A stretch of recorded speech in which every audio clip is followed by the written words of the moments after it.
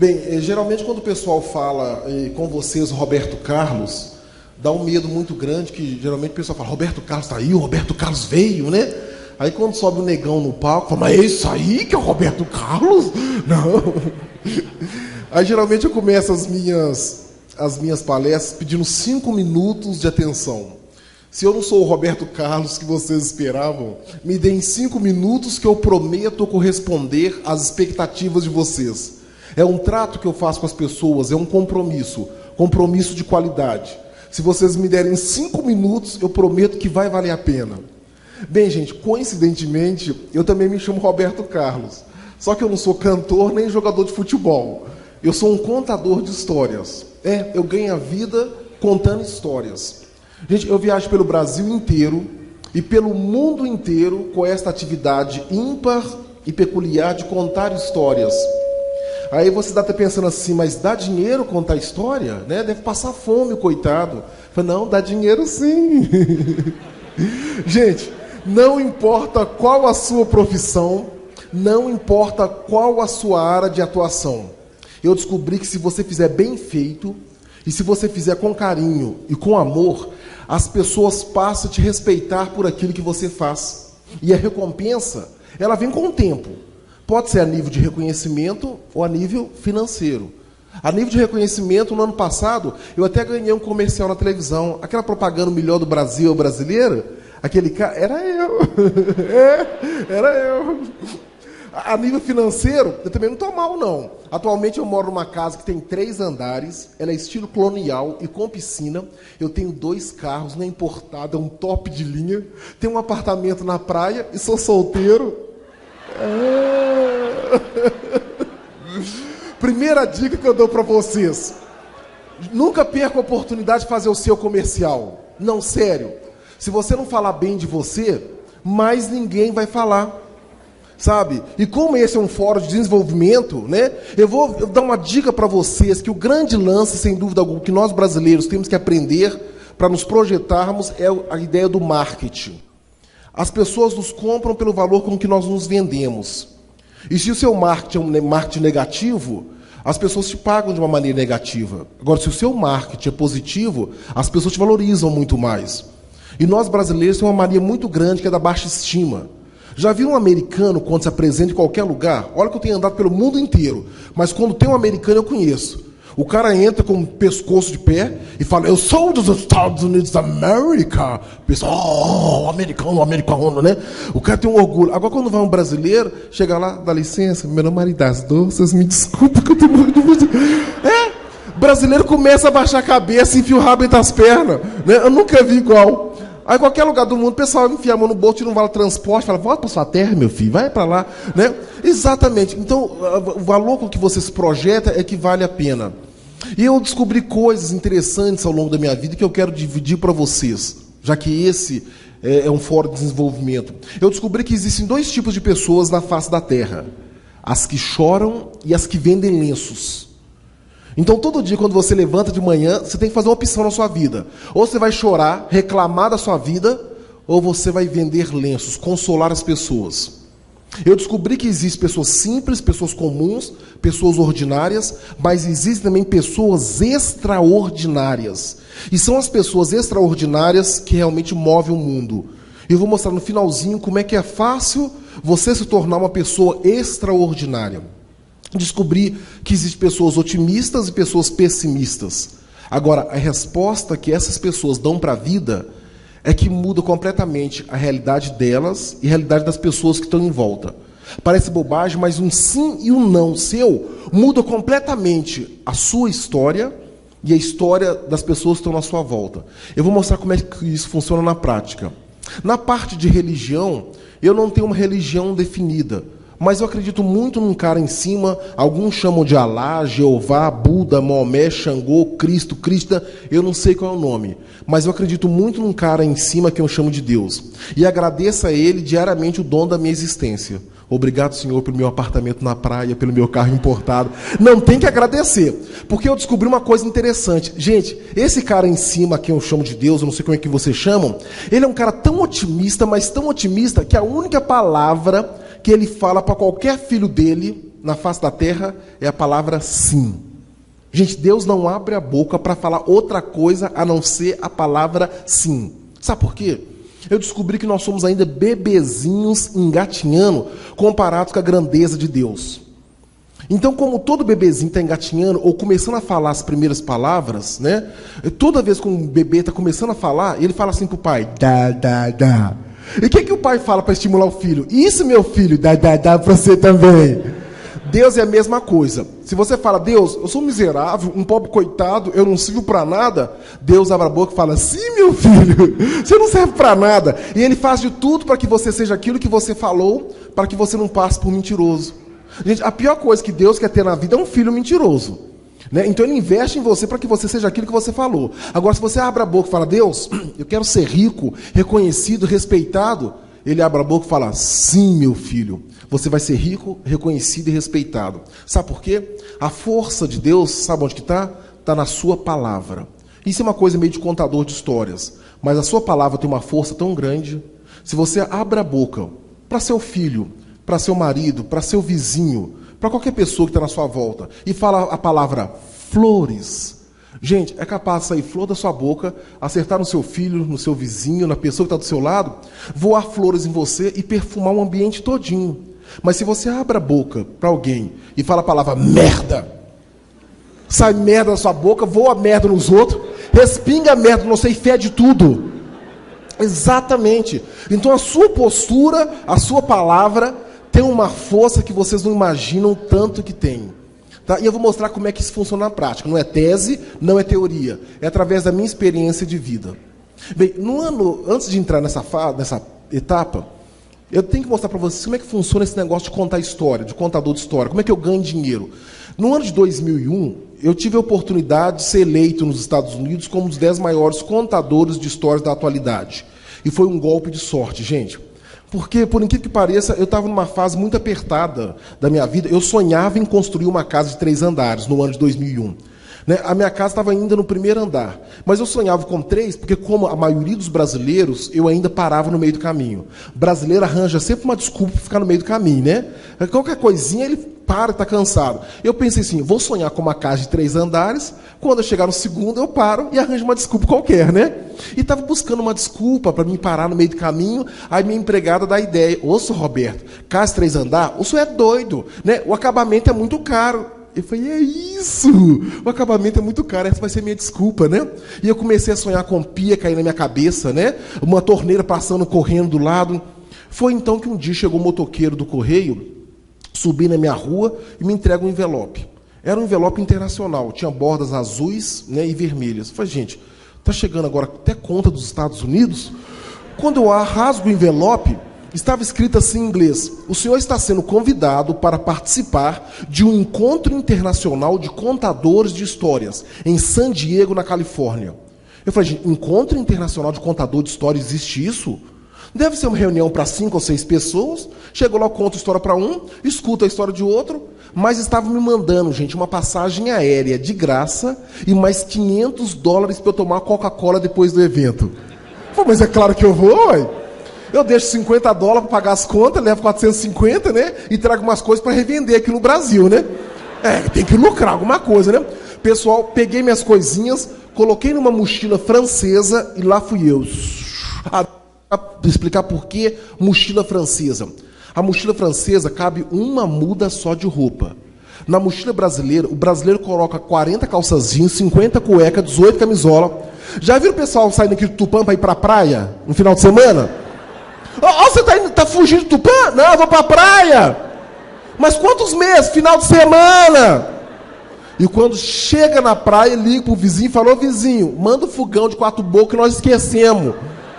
Tem gente que leva até fogão para a praia. Gente, quanto mais coisas você carregar, mais chance você tem de esquecer alguma coisa. Né? E o grande lance é vá com a mochila vazia, porque aí tem espaço para você colocar as coisas boas que você vai encontrar lá. Gente, quando o avião desceu em San Diego, na Califórnia, eu vi um outdoor de 18 metros de altura. Welcome to Storyteller. Bem-vindo, contadores de história. Eu falei, mas que exagero, gente. Olha, fizeram uma placa daquele tamanho para receber meia dúzia de pessoas. Quando eu desço do avião, gente, eu vi umas 30 recepcionistas clone uma da outra. Todos com a mesma saia da Marilyn Monroe, a mesma peruca loura, a mesma verruguinha aqui, né? E o pé torto rindo assim pra mim. Eu falei, Jesus Nazareno, que exagero. Aí eu falei assim, perde uma. Sorry, I'm from Brazil, com licença, eu vim do Brasil, eu vim para um encontro de contadores de história, as 30 fizeram ao mesmo tempo, welcome, professor Roberto, bem-vindo, nós estamos aguardando o senhor. Pô, mentira, nem sabe quem que eu sou. Eu falei, olha, eu sou contador de história, não sou cantor não, né? Eu falei, não, nós sabemos. Eu falei, mas e aí, já chegaram, né, todos os participantes do evento, né, todos os contadores de história? Eu falei, não, estão faltando uns 300 ou 400 ainda. Eu falei, estão faltando quantos, minha senhora? Foi uns 300 ou 400. Eu falei, peraí, mas quantos que vão vir? Faça, não leu, não? Aproximadamente 4.000 contadores de história. É o Encontro Internacional de Contadores de História. O senhor nunca ouviu falar nisso lá no Brasil? Claro que já. Lá no Brasil a gente não fala de outra coisa, não sei desse encontro internacional. Depois da Copa a gente só fala nisso. Eu nunca tinha ouvido falar desse negócio, gente. Eu falei, mas e aí? Que dia que eu apresento? O dia da sua apresentação é na terça-feira e tem umas 3.500 pessoas inscritas na sua sala querendo ouvi-lo. Estamos olhando um espaço maior que comporte todo mundo. Gente, eu estava com dor de barriga. A dor de barriga virou diarreia. Que história que eu vou contar para 3.500 pessoas, Jesus, né? Gente, eu fui pro hotel, eu fiquei em depressão. No dia que eu pisei no palco, a minha perna tremia, né? Eu pensei em ir embora. Mas eu pensei, não, eu vim cá para fazer uma coisa, eu vou cumprir a minha missão. Quando eu pisei no palco, eu lembrei das palavras da minha mãe. Ela falou comigo assim, meu filho, não tenha medo. Quando você se prepara para alguma coisa, né, coloque um sorriso no seu rosto, suba no palco e faça o que você deve fazer. Sorria para as pessoas, que eu tenho certeza. Se você chegar em qualquer lugar sorrindo, alguém vai corresponder ao seu sorriso. Coloque um sorriso simpático e tudo Deus proverá. Eu subi no palco, sorri para a plateia, os americanos viram assim... Mas eu vi na minha frente um senhor que, graças a Deus, era da minha cor, negro. Pô, tem um negão ali, né? Se o meu inglês falhar, eu peço ajuda ao meu irmão de cor. Mas era um negão, baixinho, assim, uns 80 centímetros. Eu falei, serve em caso de emergência, né? Olha, eu sorri para ele, ele fez assim... Eles me deram 50 minutos para eu me apresentar. Gente, eu utilizei os 50 minutos no máximo. E quando eu terminei, a plateia aplaudiu. Falei, graças a Deus, gostaram. Eu estava preparando para me retirar do palco, quando o meu irmão de cor, aquele baixinho que eu pedi ajuda, ele subiu na cadeira dele. Gente, ele silenciou quase que 4.000 pessoas no gogó, sem microfone. O cara levanta na cadeira e fala... Aí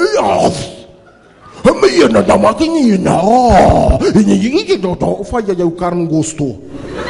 Ele falou, não só não gostou, como está falando para ninguém me aplaudir. Sabe o que eu pensei? Olha, eu tenho 1,90 m de altura. Aquele negão tem uns 80 centímetros. Ele vai calar a boca agora, quer ver? Eu fui me aproximando como quem não queria nada, mas ainda bem, gente, em meu socorro, veio uma senhora americana, sabe aquelas mulheres bonitas, sensuais, que quando andam tocam música? A mulher anda e faz aquela coisa assim de... Né?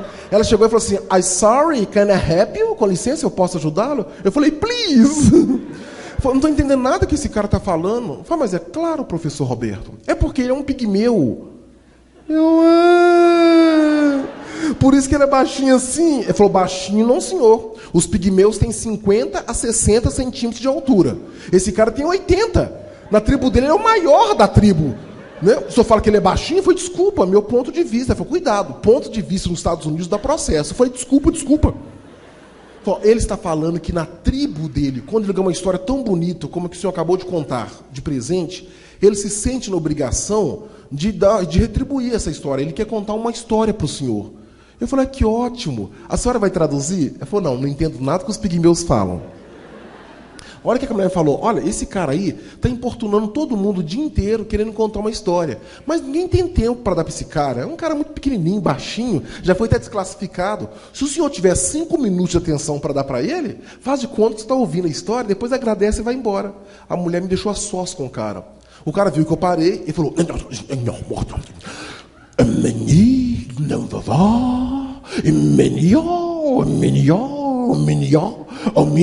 Ali, avô, ali. Tô entendendo. Não sei o que é isso. Lá no Brasil a gente faz esse negócio aí.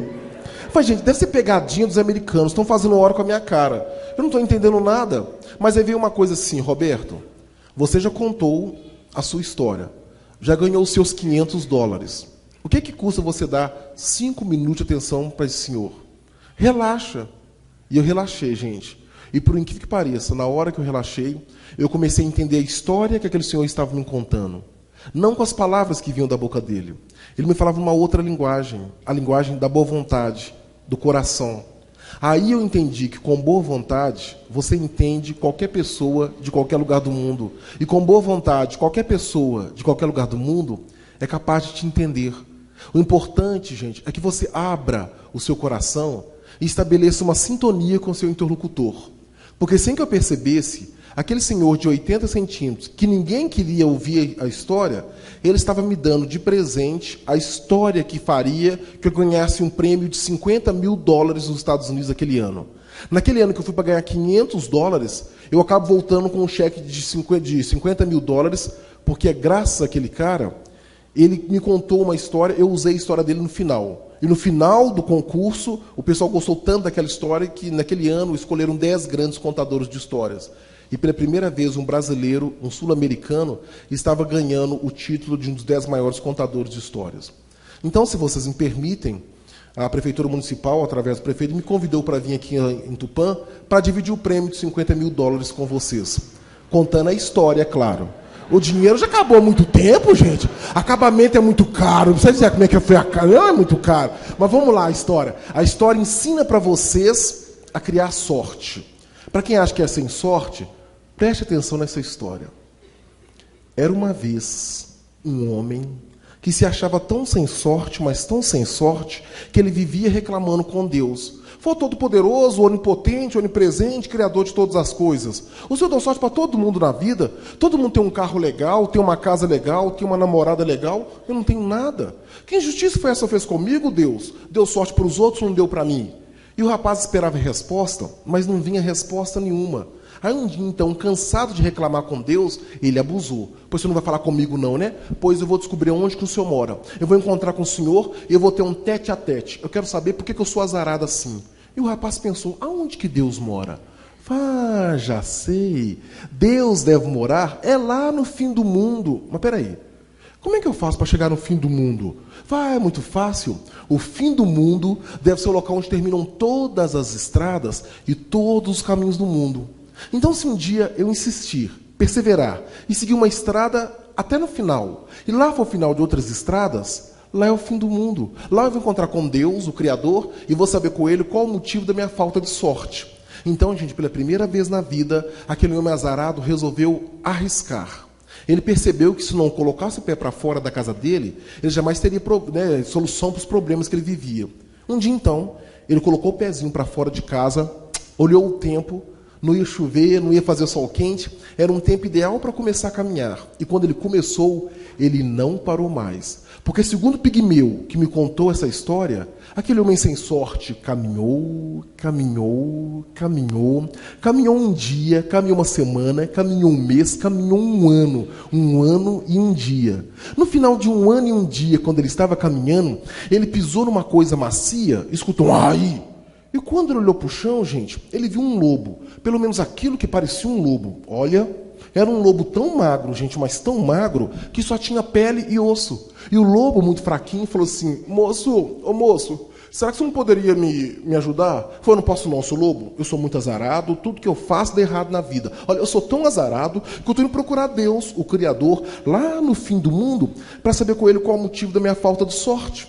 Quando o rapaz contou aquela história, o lobo falou assim, peraí, o senhor disse que vai encontrar com Deus, o Criador? Ah, moço, então faz um favor para mim, deixa eu contar qual é o meu problema. É que de uma hora para outra, eu senti uma fraqueza tão grande que eu caí aqui no chão prostrado, eu não consigo mais me levantar. Tudo que eu faço para me levantar, dá errado. Os meus amigos lobos já estão lá na frente e eu estou aqui caído. Já que vai encontrar com Deus, pergunta para ele qual o motivo da minha fraqueza. O senhor pergunta? Eu falei, tudo bem, seu lobo, eu posso até perguntar. Só quando encontrar com Deus, eu acho que eu vou ter tanta sorte na vida, mas tanta sorte, que eu não vou voltar por esse caminho, não. Vou voltar pelo caminho das pessoas sortudas, bem-aventuradas, abonadas, das pessoas felizes. Ó, se eu passar por esse caminho, eu dou a resposta para o Senhor. Tchau e boa sorte. E ele deu tchau para aquele lobo, gente, e novamente se pôs a caminhar. E ele então caminhou um dia, caminhou uma semana, caminhou um mês, caminhou um ano e um dia.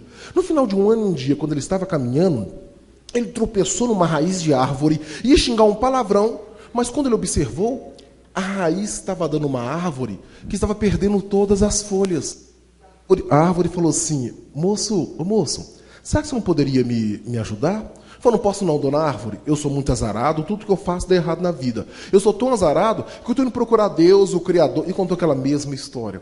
Quando ele terminou, a árvore falou assim: peraí, o senhor disse que vai encontrar com Deus, o Criador? Ah, moço, então faz um favor para mim. Deixa eu contar qual é o meu problema. É que de uma hora para outra, eu comecei a sentir um calor aqui no meio das minhas raízes, e esse calor está subindo pelo meu tronco afora, e está me fazendo perder todas as folhas. Já que você vai encontrar com Deus, pergunta para ele qual é o motivo do calor que eu estou sentindo aqui, que está matando aos poucos. O senhor pergunta? Ele falou: tudo bem, dona árvore, eu posso até perguntar. Só quando eu encontrar com Deus, eu acho que eu vou ter tanta sorte na vida, mas tanta sorte, que eu não vou voltar por esse caminho, não. Vou voltar pelo caminho das pessoas sortudas, bem-aventuradas, abonadas, das pessoas felizes. Se eu passar por esse caminho, eu dou a resposta para a senhora: tchau e boa sorte. E ele deu tchau para aquela árvore, gente, e novamente se pôs a caminhar. E ele então caminhou um dia, caminhou uma semana, caminhou um mês, caminhou um ano e um dia. No final de um ano e um dia, quando ele estava caminhando, ele passou por um jardim gramado, florido, viu aquela profusão de flores, uma quantidade de flores, e viu também uma casinha branquinha, pequenininha. Ao se aproximar daquela casa, gente, ele viu uma moça, uma jovem, varrendo o quintal. Quando ele olhou para aquela moça, ele parou meio congelado. Olha, ele nunca tinha visto uma moça tão bonita como aquela. E a moça, quando percebeu o rapaz, parou-se meio sem graça, porque nunca tinha visto um rapaz tão simpático como aquele. E ela, então, por educação, convidou o rapaz para entrar na sua casa. O rapaz foi entrando, gente, e ela rapidamente fez um suco para ele. Ele foi tomando suco pensando: mas que suco gostoso! De que será feito? Eu vou tomar coragem e perguntar para essa moça. Quando o rapaz ia abrir a boca para perguntar de que era feito o suco, a moça que estava de costas começou a responder, antes dele perguntar: o suco é feito desse jeito. Foi, gente, mas que moça mais interessante. Ela responde antes da gente perguntar. Significa que é uma pessoa muito atenta e atenciosa. Olha, eu podia bem namorar com ela, mas, moça, eu sinto muito, mas eu estou com um pouco de pressa, que eu sou muito azarado, eu estou indo procurar Deus, o Criador, e contou aquela mesma história. Quando ele terminou, a moça falou assim: peraí, o senhor disse que vai encontrar com Deus, o Criador? Moça, não faz um favor para mim? Deixa eu contar qual é o meu problema. Eu que moro aqui nessa casinha, e como o senhor pode ver, é uma casinha pequenininha, mas de vez em quando vai me dando um vazio no peito, uma tristeza tão grande, uma vontade de chorar. Aí eu fico aqui dentro lavando, passando, cozinhando e chorando sozinha dentro de casa, sem saber o que fazer. Já que vai encontrar com Deus, pergunta para ele qual é o motivo do vazio que eu sinto no peito, que me faz chorar. O senhor pergunta? Ele falou: tudo bem, moço, eu posso até perguntar. Só quando eu encontrar com Deus, eu acho que eu vou ter tanta sorte na vida, mas tanta sorte, que eu não vou voltar por esse caminho, não. Eu vou voltar pelo caminho das pessoas. Mas se eu passar por esse caminho, é claro que eu te dou a resposta. E ele deu tchau para aquela moça e novamente se pôs a caminhar, gente. E ele então caminhou um dia, caminhou uma semana, caminhou um mês, caminhou um ano e um dia, até que ele chegou no local, gente, onde terminavam todas as estradas e todos os caminhos do mundo. E segundo a história que eu estou contando, o local onde terminam todas as estradas e todos os caminhos é o fim do mundo, o lugar onde morava Deus, o Criador. O rapaz então foi chegando no fim do mundo, querendo se ajoelhar para fazer uma prece, quando veio aquela voz: o que queres, meu filho? Oba, se chamou de meu filho, só pode ser meu pai. Eu vou logo pedir para não perder tempo, que Deus deve ser muito ocupado, né? Ô Todo-Poderoso, desculpe incomodar o Senhor, mas o Senhor, quando me fez, esqueceu da minha sorte. O Senhor deu sorte para todo mundo na vida. Todo mundo tem uma casa legal, uma namorada, um trabalho, alguma coisa, eu não tenho nada. Que injustiça foi essa que fez comigo? Deu sorte para os outros ou não deu para mim? Aí veio a resposta: você acha mesmo, meu filho, que eu dou sorte para alguém? Lamento te informar, mas eu não dou sorte para ninguém. O que eu dou são oportunidades. E a pessoa transforma as oportunidades da vida dela em boa sorte ou má sorte. Olha, volte pelo seu caminho e perceba quantas oportunidades você teve até hoje na sua vida e não aproveitou para transformá-las em boa sorte ou má sorte. Fala, se eu voltar então, eu encontro uma oportunidade, faça virar boa sorte, má sorte. Gente, mas que bobagem. Eu perdi anos da minha vida vindo aqui para descobrir isso. Eu estou voltando agora. Tchau pro Senhor, fique com Deus. Quer dizer, fica com o Senhor mesmo, hein, tchau. O rapaz já ia saindo do fim do mundo quando Deus chamou o rapaz, com tanta vontade, mas tão desatento ainda, hein? Você não está esquecendo de me perguntar mais nada, não? Falei, não, Deus, eu não tenho mais nada. Ah, é mesmo. Eu tenho 3 perguntas para fazer para o Senhor, mas é coisa sem importância. É sobre um lobo, uma árvore e uma moça. O rapaz então perguntou, Deus respondeu, e ele se pôs no caminho de volta. E ele estava com tanta pressa, gente, mas tanta pressa para encontrar com a sorte dele, que ele caminhou um ano e um dia, caminhou um ano, um mês, uma semana, um dia. No final daquele dia, à tardinha, ele passou correndo por um jardim gramado, florido, viu aquela profusão de flores, viu uma casinha branquinha, pequenininha, e uma moça muito bonita, mas triste, chorando na janela. Mas ele estava com tanta pressa, mas tanta pressa para encontrar com a sorte dele, que ele nem quis parar. Só parou quando a moça chamou. Ô moço, tá lembrado de mim? Ah, gente, é a moça que me fez o suco, né? Ô moço, tudo bem? Eu tô com um pouco de pressa. Ela, só um minutinho. O senhor encontrou com Deus, o Criador? Ah, moça, eu encontrei. E ele falou que a minha sorte está no caminho. Eu tô voltando para encontrar com ela. A moça falou, que bom. Ô moço, você lembrou de perguntar aquilo que eu pedi? Sobre o vazio que eu sinto no peito, a tristeza que me faz chorar? Ah, moça, eu perguntei. E Deus falou qual é o seu problema. Deus falou que o seu problema é solidão. A senhora fica aí chorando porque não tem ninguém para conversar, para namorar, para se divertir. Ele falou que nessa vida ninguém consegue ser feliz sozinho, não. Ele deu uma dica para a senhora. Mandou a senhora ficar muito atenta, porque segundo ele, um dia vai passar um rapaz por aqui. A senhora, então, convida esse rapaz para entrar na sua casa. Quando o rapaz... a senhora faz um suco para ele. Ele vai tomar o suco e vai gostar. Antes dele abrir a boca para perguntar de que é feito o suco, a senhora explica para ele, porque ele vai apaixonar pela senhora, vai pedir a senhora para namorar, o namoro vai dar em casamento, e vocês dois vão ter 2 filhos lindos, maravilhosos, saudáveis. Aí Deus falou mais, que se eu não me engano, o seu lar vai ser o lar mais rico da face da terra. A moça, nossa moço, mas que notícia mais agradável. Você não quer entrar e tomar um suco aqui então, não? Falei, não posso não, moço, estou com pressa, vou encontrar com a minha sorte. Tem tempo não, imagina tomar suco uma hora dessa, tanta coisa para fazer, tomar um suco. Não tem tempo não. Mas quando passar o tal rapaz que Deus falou, a senhora convida para entrar, tá? Tchau pra senhora e boa sorte, hein? E ele deu tchau para aquela moça e novamente se pôs a caminhar.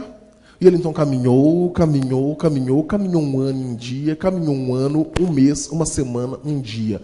No final daquele dia, à tardinha, ele tropeçou numa raiz de árvore e ia xingar um palavrão, mas quando observou, a raiz estava dando uma árvore que estava perdendo a última folha. E a árvore falou assim, moço, que bom que o senhor voltou. O senhor encontrou com Deus, o Criador? Ah, dona árvore, eu encontrei. E ele falou que a minha sorte está no caminho. Eu estou voltando para encontrar com ela. A árvore falou, que bom. O senhor lembrou de perguntar, moça, aquilo que eu pedi, sobre o calor que eu sinto aqui no meio das minhas raízes, que está subindo pelo meu tronco e me fazendo perder todas as folhas? Ah, dona Árvore, perguntei. Seu problema é de fácil solução. Segundo Deus, o seu problema é o seguinte. Quando a senhora era uma árvore pequenininha, desse tamanhozinho, veio um homem e enterrou uma caixa cheia de ouro, diamantes, joias, pedras preciosas, no meio das suas raízes. E agora a senhora está crescendo, a caixa de ouro está sufocando as suas raízes. Para a senhora ficar boa, é só desenterrar a caixa de ouro, que a senhora fica frondosa e verdinha que nem antes. A árvore falou, gente, então uma caixa com tesouros que está me sufocando? Ah, mas que bobagem. Ô moço, vem cá, faz um favor para mim, desenterra essa caixa com tesouro. Olha, pode ficar com tesouro para o senhor? Porque eu sou uma árvore. A árvore não precisa de tesouros. O rapaz falou, tem tempo não, dona árvore. Eu vou encontrar com a minha sorte, agora quer que eu desenterre o ouro? Pelo amor de Deus. Não, é por isso que não dá para ser solidário. Você dá uma mãozinha, os outros pedem o braço. Agora quer que eu desenterre o ouro? Imagina. Não tem tempo não. Eu vou encontrar com a minha sorte é muito mais importante. Tchau para a senhora e boa sorte. E ele deu tchau então, gente, para aquela árvore e novamente se pôs a caminhar. E ele então caminhou um ano, um dia, caminhou um ano, um mês, uma semana, um dia. No final daquele dia, à tardinha, ele pisou numa coisa macia, escutou um ai! E quando ele olhou para o chão, ele viu o lobo. Pelo menos aquilo que sobrava do lobo, né, gente?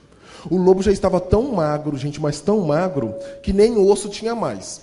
Era um tapete de pele estendido no chão, aquele olho branco saltando do globo ocular, os dentes caindo da boca.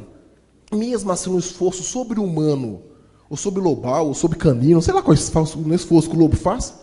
O lobo conseguiu levantar a cabeça e falar assim: moço, o senhor encontrou com Deus, o Criador? Ah, seu lobo, eu encontrei. E ele falou que a minha sorte está no caminho. Eu estou voltando para encontrar com ela.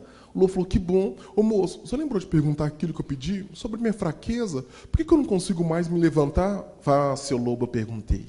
E de todas as perguntas que eu fiz para Deus, a do senhor é a mais chata de responder, mas eu vou falar com o senhor.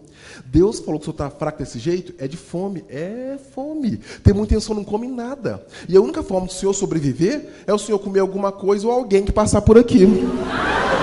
Não, mas sinceramente, fraco o dia que o senhor não vai conseguir caçar nada. A não ser que a caça venha aqui e entre na sua boca. Mas pelo visto, o senhor vai morrer. O lobo falou: Deus falou que se eu não comer nada nem ninguém, eu vou morrer? Se o lobo não comer nada nem ninguém, ele vai morrer. Palavras do Senhor. O lobo então, gente, desolado, olhou para um lado, olhou para o outro, olhou para o rapaz. Falou: moço, já que eu vou morrer mesmo, e o senhor é a última pessoa que eu vejo em vida, você não poderia então me dar um abraço de despedida? Rapaz, tem tempo não, seu lobo. Eu vou encontrar com a minha sorte é muito mais importante. Só que o lobo insistiu. Peraí, moço, não vai embora, o que custa um abracinho só? Rapaz, não tenho tempo. Mas o lobo foi perseverante. Ao contrário dos outros personagens, que nem que abriram mão da oportunidade, o lobo insistiu tanto, que o rapaz se deu por vencido. Ih, mas que lobo mais chato. Eu vou dar um abraço nesse lobo e depois vou encontrar com a minha sorte. O rapaz se virou, abriu os braços e foi caminhando, gente, em direção ao lobo. E à medida que ele se aproximava, o lobo ainda olhava para ele e falava assim: mais perto, moço. Um pouquinho mais perto. Coitadinho, olha a cara de alegria do lobo, gente. Quando o rapaz estava ajoelhado, com os braços abertos de frente para o lobo, ele percebeu uma coisa. Aliás, a única coisa que ele percebeu durante toda a vida dele, gente. Ele percebeu que à medida que ele se aproximava do lobo, os olhos do lobo iam sendo tomados de um brilho estranho, um brilho diferente, como se aquela fosse uma oportunidade. E quando... Você assustar? Que é isso, gente? É só uma história, calma lá. Por que você está colocando a mão no peito? É só uma historinha. Geralmente a gente assusta é quando perde a oportunidade. Vocês não estão perdendo nada. Vocês de Tupã são tão atentos que vocês já desconfiaram como é que termina essa história, hein? Mas segundo o Pigmeu, que me contou essa história, nenhuma história tem que ter final feliz. Segundo ele, dificilmente nós poderemos mudar o começo da nossa história. Mas com certeza nós podemos mudar o final da nossa história. Então, segundo o Pigmeu, a história termina assim, ó. E foi então, num golpe de sorte, que aquele lobo faminto devorou aquele rapaz tão sem sorte, hein? Obrigado. Muito legal. Gente, vocês deveriam ver a cara de vocês assustando com uma história. Um bando de marmanjos pulando a cadeira como se fosse criança. Né? Legal, sinal que vocês têm uma capacidade inventiva, uma imaginação muito fértil. Sinal que vocês estavam dentro da história. Isso que é importante. Bem, deixe-me contar para vocês então agora como eu consegui ter tanta sorte na vida, ou como um dia eu descobri aquilo que eu falei, a diferença entre as pessoas simples, comuns, ordinárias, para as pessoas extraordinárias, a diferença das pessoas que choram para as pessoas que vendem lenços, e a diferença das pessoas otimistas para as pessoas pessimistas. Nada melhor do que usar a minha história para mostrar isso na prática. Bem, a minha história começa quando eu tinha 6 anos de idade e eu morava com a minha família em uma favela, lá em Belo Horizonte. Era uma favela muito grande e a minha família, gente, era numerosa. Nós éramos 10 filhos, mais meu pai e minha mãe, e nós morávamos em um barracão de 2 cômodos com telhado de zinco. Gente, éramos 12 pessoas num barracão de 2 cômodos com telhado de zinco.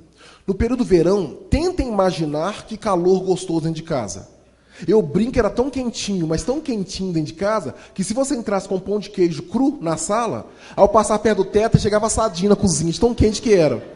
Gente, mas para mim, que tinha 6 anos de idade, isso era uma vida normal e agradável. Sabe por quê? Eu não tinha vivido uma outra situação, outra experiência. Eu tinha nascido na favela, morava na favela, meus pais eram favelados, meus irmãos, vizinhos favelados. Sabe o que eu achava? A humanidade é uma grande favela. Por que eu vou querer desenvolvimento? Por que eu vou querer crescer alguma coisa se isso aqui está bom demais? Eu achava que estava muito bom. Para mim, de importante, era domingo, gente. Todo domingo na minha casa tinha frango, tinha maionese, tinha macarronada e tinha um programa do Silvio Santos na casa de um vizinho. Gente, um vizinho lá, o mais rico da favela, o mais ousado e o mais atrevido, um dia comprou a primeira televisão preta e branca do morro. Gente, quando aquele cara chegou com aquele caixote de madeira, chamar a televisão, foi um rebuliço na favela. Fulano comprou televisão, mas tem outra coisa importante, ele foi comprar televisão, mas que exagero, é para humilhar a gente. Juntaram umas 50 pessoas na porta dele. E eu corri para ver, gente, o que era a tal de televisão. Quando eu cheguei lá, eu comecei a ouvir os comentários dos vizinhos. Aí eu percebi que estava bem dividido, o grupo de otimistas e de pessimistas. Os otimistas, é fácil você perceber ao longo da sua vida. São aqueles que, quando você tem uma ideia, eles falam assim, isso, vai fundo, corre atrás, conta comigo. Eu não sei o que é isso não, mas eu te ajudo, né? Os pessimistas não, são aqueles que dão um banho de água fria. Os otimistas assim, seu Zé, o senhor comprou a televisão? Gente, esse homem é doido. Tem 3 anos que está sonhando com a tal de televisão, está juntando moedinha por moedinha, e hoje ele conseguiu realizar o projeto dele, ele comprou a televisão, eu quero ser que nem o senhor, viu, seu Zé? Aí os pessimistas estão assim, mas não liga não, hein? Eu estou sabendo que esse trem explode. Explode. O governo manda um raio, pega na tal de antena, esse vidro pula para frente e mata tudo que é pobre, hein? E tinha um grupo menorzinho, que era o grupo dos radicais. Eles nem sabiam o que estava acontecendo, mas gritavam assim de longe, isso é coisa do capeta! Acabou, foi a paz da favela. Aí que eu fiquei curioso, gente. Televisão era projeto do capeta? Era um projeto governamental para acabar com os pobres? Ou era sonho do meu vizinho? O meu vizinho ficou na dúvida, mas o sonho era dele. Se ele não fosse até o final, ele jamais teria resposta. Ele então ousou outra vez, pegou a tomada, colocou na parede, apertou o botão. Por vir das dúvidas, deu 2 passos para trás, sei lá se o trem explode mesmo, né? Gente, eu não sei se vocês viram essa fase de televisão preta e branca de válvula. Eu estou vendo que a população de Tupã é nova, né? Mas para quem tem mais de 30, eu vou relembrar como é que funcionava uma televisão preta e branca de válvula, tá? Era um caixote de madeira grandão, você colocava a tomada na parede, apertava um botão e aparecia uma estrelinha no visor cinza. Gente, a estrelinha virava uma linha branca, que cortava o aparelho. Vocês estão balançando a cabeça? Vocês viram essa fase? Isso mesmo. Né? Tá lembrado? Aí virava uma linha branca. Aquela linha se abria, chuviscava o aparelho todinho. Ou você pegava o tal do seletor de canal e rodava a manivela. Pegava a antena, que ficava em cima do aparelho, e ficava fazendo o sinal da cruz. Para lá e para cá, para lá e para cá, para lá e para cá. Pegava 2 tuchos de bombril, moldava a antena. Né? Não era, né? De um lado era baleia, do outro lado era coelhinho. Cada cidade era uma figura que você fazia. Enquanto o filho mais novo ficava em frente à televisão gritando, aí pai, vai, não, volta, não, passou, volta. Não era assim? O processo todo para ver a televisão demorava de 5 a 7 minutos. Né? Nada de plasma, chip, transistor, que nem vocês têm hoje não. Vocês são muito avançadinhos, antigamente era a válvula, né? Gente, demorou um pouquinho, né? Aí os pessimistas, antes de esperar o resultado, só vira a estrelinha aparecendo, já começaram a gritar, não falei com o senhor? Não vai ele funcionar, vai explodir, sai de perto, que o trem explode.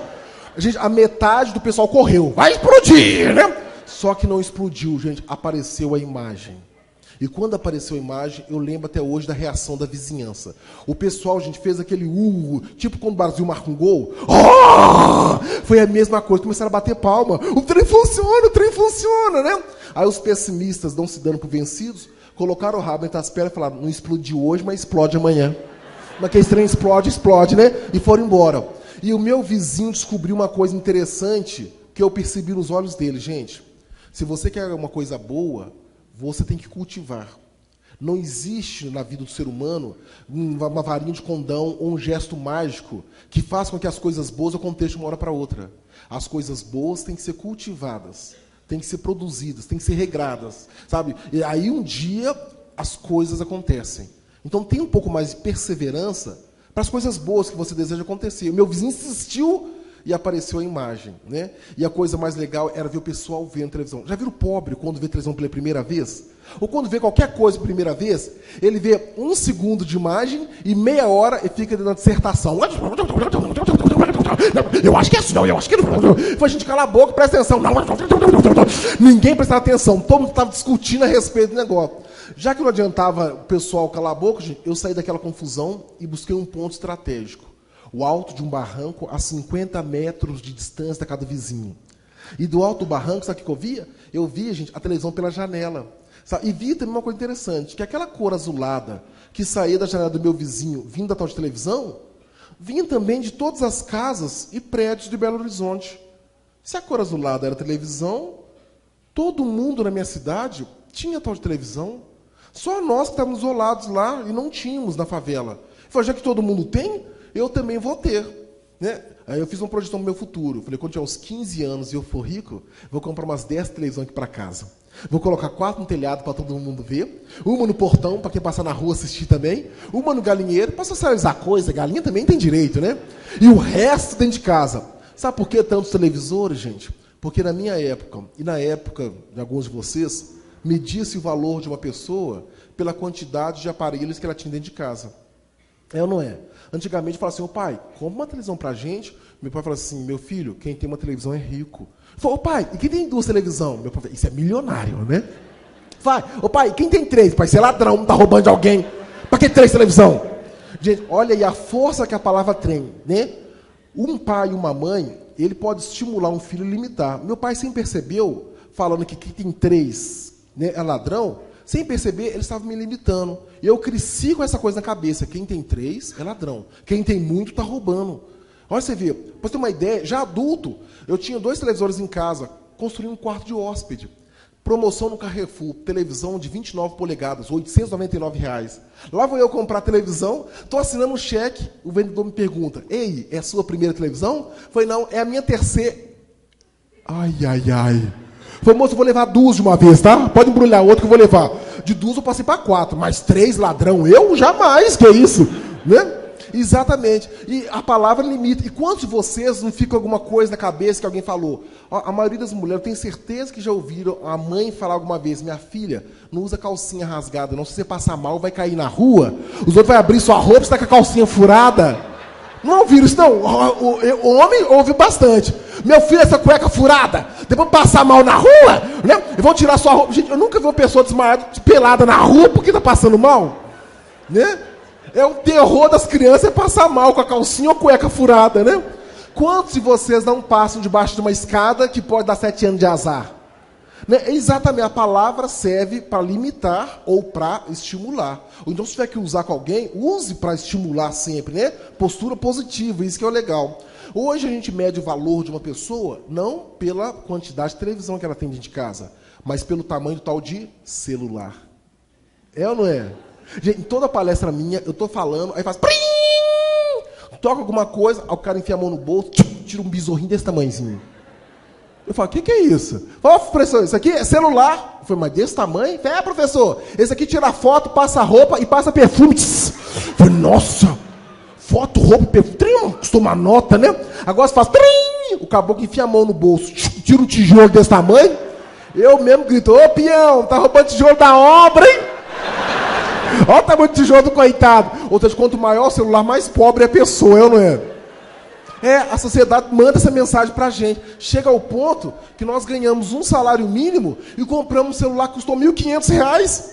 O sapato tá furado e você tá com um celular de R$ 1.500. Não, é 1.500, né? Mas eu não sou pobre. Exatamente, né?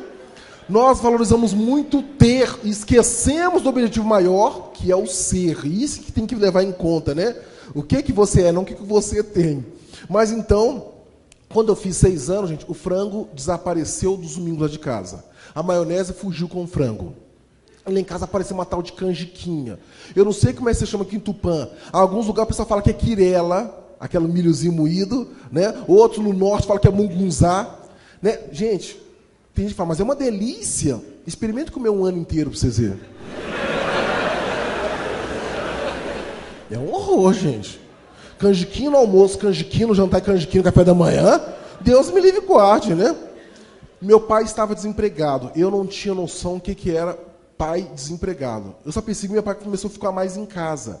Ele, que saía de manhã cedo e voltava à noite, começou a ficar dentro de casa. E o clima da minha casa começou a mudar.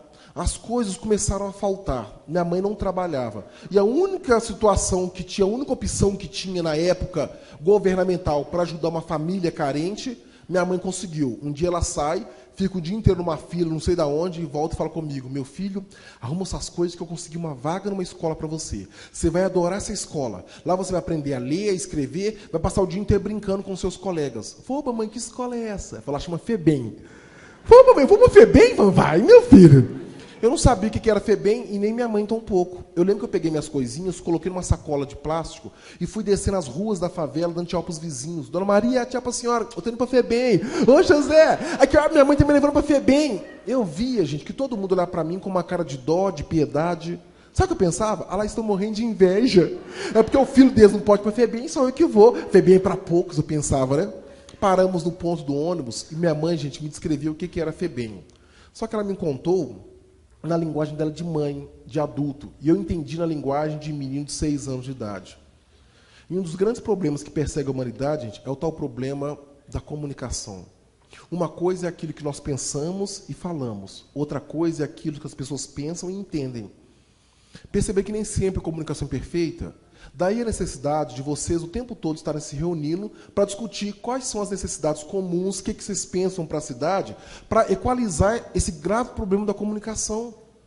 Porque tem muitos, sabe, desníveis na questão da comunicação e as pessoas ficam truncadas. E sem contar que a mídia tem uma coisa interessante chamada neurolinguística. A mídia, às vezes, bombardeia as pessoas para querer extrair delas o que eles querem. Para brincar com vocês, para mostrar como é que a neurolinguística funciona, tá? Pensar uma coisa, né, e falar outra. Eu vou fazer uma brincadeira com vocês, mas só vale a pena se vocês participarem, tá? Eu vou falar uma palavra e vocês vão ter que repetir a palavra. No finalzinho, eu faço uma pergunta rapidinho e eu quero ver a rapidez de vocês em responderem a essa pergunta. Combinado? Todo mundo, hein? Então repitam comigo, hein? Branco, branco, branco, branco. Branco, branco, branco, branco. Agora me responda rapidinho. A vaca bebe? Leite? Oh, meu Deus do céu, senhor prefeito. O pessoal de tudo. Não, peraí. Lá em Minas Gerais a vaca bebe água. Eu nunca vi uma vaca no pasto com meu peito na boca. Ei, vai querer? É R$1. Não, gente, que absurdo, né? Vaca bebe a água, gente. Não, mas a culpa não é duas, não, gente. A culpa é da tal da neurolinguística. Sabe por quê? Eu bombardeei com vocês com informações para extrair depois, no final, a resposta que eu queria. Viu como é que funciona? E quando você... O que acontece no dia a dia, para você ter uma ideia? Quando você chega em casa às 6 horas da tarde, liga a televisão. Tá? De 6 horas da tarde até meia-noite, vocês começam a ver o quê? Homem carregando dinheiro na cueca, é mensalão, é pizza, é corrupção, é bomba estourando, é os outros matando. Quando amanhece o dia, se eu te perguntar, como é que está o seu país? O que você fala? Uma porcaria, não presta, não tem jeito, eu vou embora daqui. É ou não é? Agora, prestem atenção. Quantos de vocês estão trabalhando? Quantos de vocês estão na faculdade? Quantos de vocês estão estudando? Quantos de vocês não têm um filho perfeito, um marido perfeito? Quantos de vocês não têm um sonho legal? Quantos de vocês não estão realizando alguma coisa? E apesar de tudo aquilo que a mídia fala, será que a vida de vocês está tão ruim assim, ao ponto de todo de manhã cedo vocês acharem que é uma porcaria? Lembre-se que eu falei no começo, a única palavra que Deus fala com todos os filhos dele é a palavra sim. Se você começa a falar que o seu país é uma porcaria, o seu estado não presta, a sua cidade é uma merda, Deus abre a boca e fala sim. Ao contrário dos americanos, né, os americanos são felizes. Quando eles faturam o primeiro milhão, sabe, eles colocam na revista Forbes e avisam para todo mundo, e o pessoal fica mais motivado. Ó, o fulano ganhou 1 milhão, ó, tem que ser que nem ele. Todo mundo, né, quer noticiar as coisas boas. E aqui no Brasil, nós temos uma mania muito grande de noticiar as coisas ruins. E isso acaba contaminando todo mundo com uma insegurança, uma coisa assim, poxa, o país não presta, a cidade não presta, o estado não presta. A neurolinguística funciona desse jeito. Então, quando vocês assistirem televisão ou abrirem o jornal, comecem a peneirar, tá? E ver até que ponto realmente vale a pena você fazer parte, sabe, de toda essa estrutura que fala que esse país, esse nosso estado não tem jeito. Bem, mas aí então, lá fui eu com a FEBEM. Quando eu chego lá, eu pensei que a FEBEM fosse um castelo encantado, com muro de algodão doce, ponte levadiça, na portaria duas mulheres louras, tipo a Xuxa e a Angélica, pulando corda e cantando para mim, parabéns, parabéns. Quando eu chego na tal de FEBEM, lá em Minas Gerais, a minha escola tinha um muro de 3 metros de altura, com mais 3 metros de grade em cima. Era um portão de ferro retorcido, nada de Xuxa nem Angélica. 2 policiais na porta, com um castete na mão, olhando assim para mim. Mas pelo menos o portão se abriu como se abre os portões de contos de fadas. E fez aquele barulho assim de... E quando eu entro com a minha mãe, o portão se fecha como se fecha os portões de castelo de terror. E aí começa, gente, o meu contato com aquelas pessoas que eu falei. Pessoas simples, comuns, ordinárias. Com pessoas que não têm noção que a resposta e a atuação delas muda completamente a vida delas e a vida das pessoas. Tem gente que passa pela vida e acha, não faz diferença nenhuma nesse mundo. Gente, qualquer pessoa é uma peça fundamental. Cada cidadão nessa cidade tem um compromisso muito grande para o desenvolvimento dela. E a própria inércia que a pessoa fala, não posso fazer nada, acaba atrasando a cidade. Eu vou mostrar isso, como é que funcionou. A primeira profissional que me atendeu lá na FEBEM, eu vou falar daquelas pessoas que me atenderam, não dos profissionais, tá?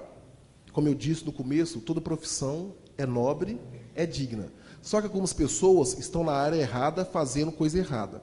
A primeira mulher que me atendeu foi uma tal de assistente social. Lá veio a minha. Gente, o perfume que ela usava não era o tal de Chanel número 5, aquele caro não. Era o Chanel 300, mais forte que o número 5. Porque o cheiro do perfume dela vinha meia hora antes dela virar a esquina. O cheiro vinha depois que ela apontava. E era uma pessoa que caiu de paraquedas naquela instituição, porque ela não tocava em nada para não se contaminar. Para ela tudo era sujo, tudo era porco. Lá veio ela, se desvencilhando. Quando bate o olho em mim, ela viu que eu era um aluno ioiôzinho. Aluno ioiôzinho, para quem trabalha em obra social já viu, é aquele que tem assim, um cavanhaque de catarro, e o nariz fica assim, com um catarro. Gente, eu tinha uma destreza tão grande no fio de catarro, que eu era capaz de pegar uma moedinha no chão e ver se era cara ou coroa. Era, né? Gente, a mulher olhou para mim assim, já parou, viu aquele cavanhaque e falou, menino, limpa esse nariz. Eu falei, o nariz, eu vou fazer assim, menino, com a mão não, senhor. Eu falei, com a mão não? Aí eu peguei a camisa, menino, com a mão não, senhor. Eu falei, se não for com a mão, né, com a camisa... Ah, tia, eu entendi. Aí eu fiz assim para ela. Sabe aquela puxada que o menino dá, gente? E o cérebro não passa no nariz porque é pequeno, né? A mulher fez que nem você. Ah, seu porco, porco! Gente, eu que comi o catarro, a mulher que saiu passando mal. Né? Aí, tudo bem. Mal cheguei na instituição, ganhei um apelido de porquinho. É porquinho, era porquinho pra lá, porquinho pra cá, tudo bem. Durmo a primeira noite na FEBEM. Quando eu levanto, tomo meu segundo contato com uma educadora incompetente. Abre as portas, entra uma professora. Para mim, que tinha 6 anos, aquela mulher tinha uns 2 metros e pesava uns 220 quilos. Ela pisava, o chão tremia. E como se não bastasse, ela berrava, idiota, retardado, mongoló, o que é que eu estou fazendo aqui, meu Deus do céu, pelo amor de Deus. E sentava a gente na mesa, a perna da mesa assim, mas era uma profissional de peso, ela sabia o peso dela, freou antes da mesa quebrar, ela enfiou a mão na bolsa, tirou uma revista, aquelas capricho caríssimas, fotonovelas, preto e branco que tinha, começou a folhear aquilo, uns 500 minutos no pátio, né? Ela lá folheando, falou, preparem, tudo que eu fizer, vocês têm que fazer, vamos lá? Faça assim com a mão, e é 1, e é 2, e é 3, e é 4, continue, e é 5, e é 6, e é 7, contra a mão, e é 1, e é 2, a gente fica pulando que nem louco na frente daquela mulher, achando que aquilo é educação física. Com aquela professora eu não aprendi nada, gente. Tem umas pessoas que passam pela vida e não ensinam nada. Aliás, eu aprendi uma coisa assim, a contar até 10 de uma maneira diferente. Que ela contava até 10, era assim, ó, e é 1, e é 2, e é 3, e é 4, depois ela ficava muda de preguiça e falava, e é 5, e é 6, e é 7. Eu falei, gente, agora eu entendi o que é educação física. Educação física é adivinhar o que a professora está falando. Ela está falando 5, 6, 7, 8. Gente, e como bom aluno, eu comecei a imitar a professora no pátio. Eu ficava lá, ia 1, ia 2, ia 3. Aí meus coleguinhas passavam e falavam, nossa, aqui ele imita a professora direitinho, que nem a professora. Achei que estava arrasando, né? Tava. Até que um dia chegou na FEBEM uma tal de psicóloga. E essa mulher veio no ônibus com 40 estagiários de psicologia. Para aquele ônibus, está descendo os estagiários, eu estou lá, ia 1, ia 2, ia 3.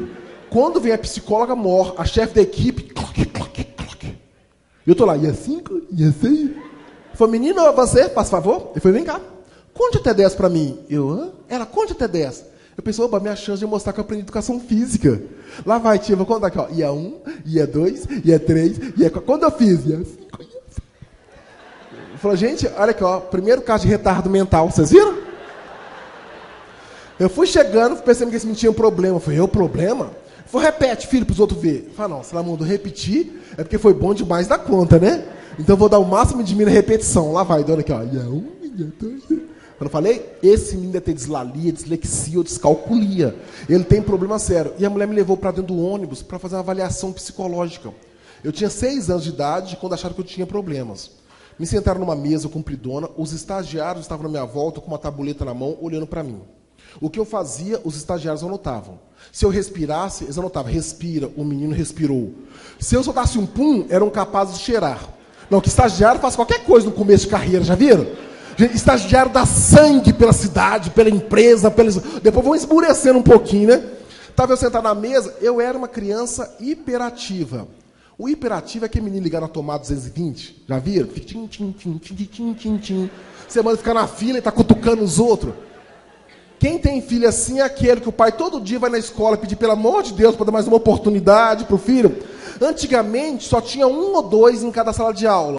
Há uns 10 anos atrás, começaram a ser uns 10 a 15. Gente, daqui a 5 anos, eles vão dominar as salas de aula e as escolas.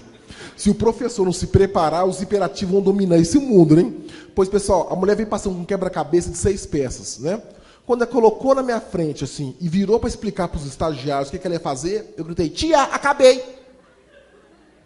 Eu já tinha feito, né? Ela falou assim, pessoal, eu estou combinando um brinquedo para mim. Aí veio um outro quebra-cabeça de 30 peças. Fih, outro quebra-cabeça, peguei, tia, acabei. Ela... Um outro quebra-cabeça de 40 peças. A gente só tinha quebra-cabeça ali. Estava tão sem graça a brincadeira, que uma hora que eu distraí e errei. Na hora que eu errei, gente, a tal de psicóloga deu o nome de uma doença que eu tinha, que eu nem sabia que eu tinha. O pessoal fez, oh! Aí veio uma estagiária morrendo de dó de mim porque eu tinha aquela doença e me deu um biscoitinho para me consolar. Na hora eu entendi todo o recado, gente. Toda vez que eu acerto, não acontece nada. Mas quando eu erro, a mulher me dá uma doença e a outra me dá o biscoitinho. Então, um grande lance da vida é você errar sempre, para você ganhar ajuda, né? Gente, eu comecei a errar de propósito. Pegar a pecinha redonda, eu colocava por aqui em quadrado. É aqui, dona, ô, dona, errei, deu biscoitinho. Aqui, moça, errei outra vez. Errei tudo que podia, comi um pacote inteiro de biscoito recheado, tomei 2 xicrinhas de café com os estagiários, mas saí do ônibus cheio de doença, gente. A mulher falou uma tal de dislalia, dislexia e descalculia. Para quem não sabe o que é isso, eu vou explicar rapidamente. Dislalia é uma doença que manifesta ao nível da fala. Quando a pessoa fala embolado, gaguejando, atrapalhado, ou fala rápido, que nem eu falo, tem dislalia. Eu realmente tenho dislalia, que eu falo muito rápido. É efeito da minha hiperatividade. Eu penso rápido, quero falar tão rápido como estou pensando. Dislexia, dificuldade na leitura e na escrita. Quando o menino escreve invertido, de cabeça para baixo, faz inversão silábica, tem dislexia. Descalculia, dificuldade na matemática. Mas ninguém me explicou que era isso. Sabe o que eu pensei? Deve ser uma doença que dá no corpo da gente, né? Eu então saí do ônibus mancando. Gente, que ela tem dislalia, tem dislexia, tem descalculia. Pessoal, o que é isso? Você falou que eu tenho? Pergunta lá para você ver, né? Gente, aí eu comecei a perceber, gente, que ser doente e ser coitado é a melhor coisa nesse Brasil. Todo mundo passa os doentes, coitado, na frente, né?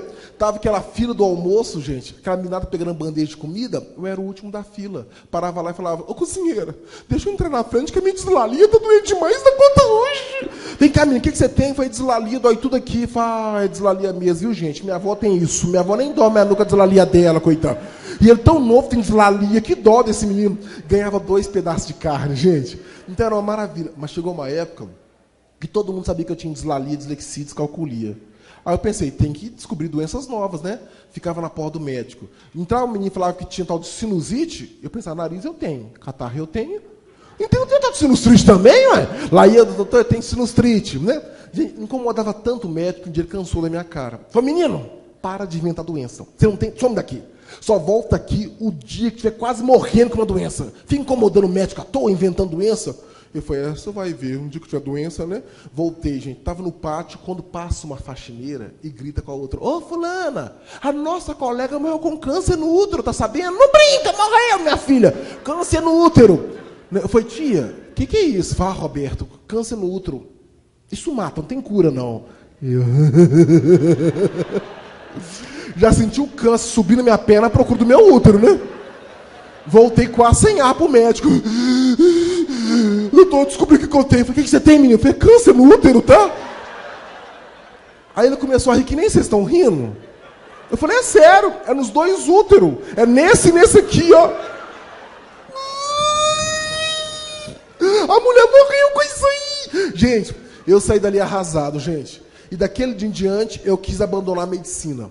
Eu estava decidido a ser médico, pelo tanto de doenças que eu já conhecia. Quando eu vi que o médico era o cara que ria da desgraça alheia, eu abandonei a medicina, nunca mais quis ser médico, né?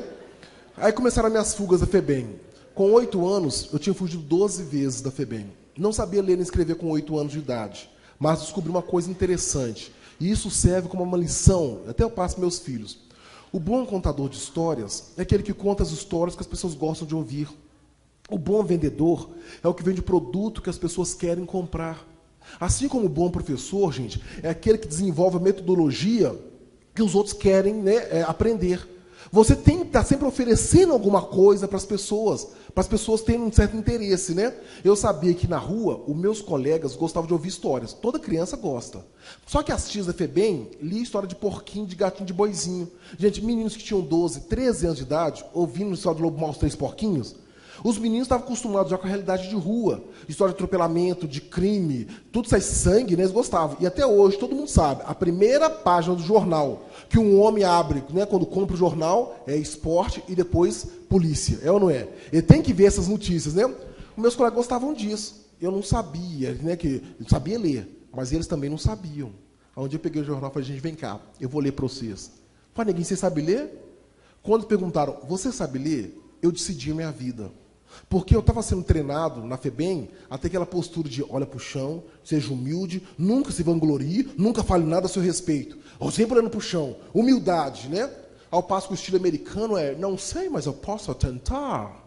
Né? Eu escolhi a segunda opção. Eles perguntaram, você sabe ler? É claro que eu sei. Com 2 meses eu aprendi. Eu estava no berço, eu li a Bíblia todinha para minha mãe com 2 meses. Falei, com 2 meses você sabia ler? Pô, deve ser foda mesmo, né? Então lê aí. Como eu disse, eu não sabia, mas eles também não sabiam ler, né? Aí eu peguei o jornal, mas eu sabia o gosto deles, né? O homem gosta de atropelamento, sequestro, crime, atentado. Foi lá vai. Uma mulher morreu atropelada na linha de trem de ferro. O trem passou 14 vezes em cima dela, mas ela não morreu na hora. Ela ficou gritando, ai, ai, ai, pelo amor de Deus, quem me acode? Para a mulher morrer, o homem teve que descer e dar um tiro de escopeta na cara dela. Pim! Aí ela morreu. O pessoal estava passando na rua, parou. Falou, menino, onde foi isso aí? Viu? Quando eu fiquei tanto dia na minha volta, eu dei detalhe de hora, de local, o nome da mulher, né? E o pessoal falou, nossa, me lê bem demais da conta, hein? Aí falei, lê melhor que a tia da FEBEM. A tia da FEBEM é história de porquinho, de gatinho, ele é história de legal, né? Eu não sabia ler nada. E quando chegava um concorrente, um adversário, eu podia ficar com medo. Não, eu nunca tive medo da concorrência ou dos adversários. Gente, concorrência nada mais é que o cachorro preto que te faz correr na frente. Experimente. Coloque você numa pista de 100 metros. E vou soltar um pitbull atrás de você. Pode ser uma velha de 92 anos. Ela bate o recorde mundial na corrida. É só você ter uma pressão atrás de você, o cachorro preto, a concorrência, que te obriga a ficar na frente.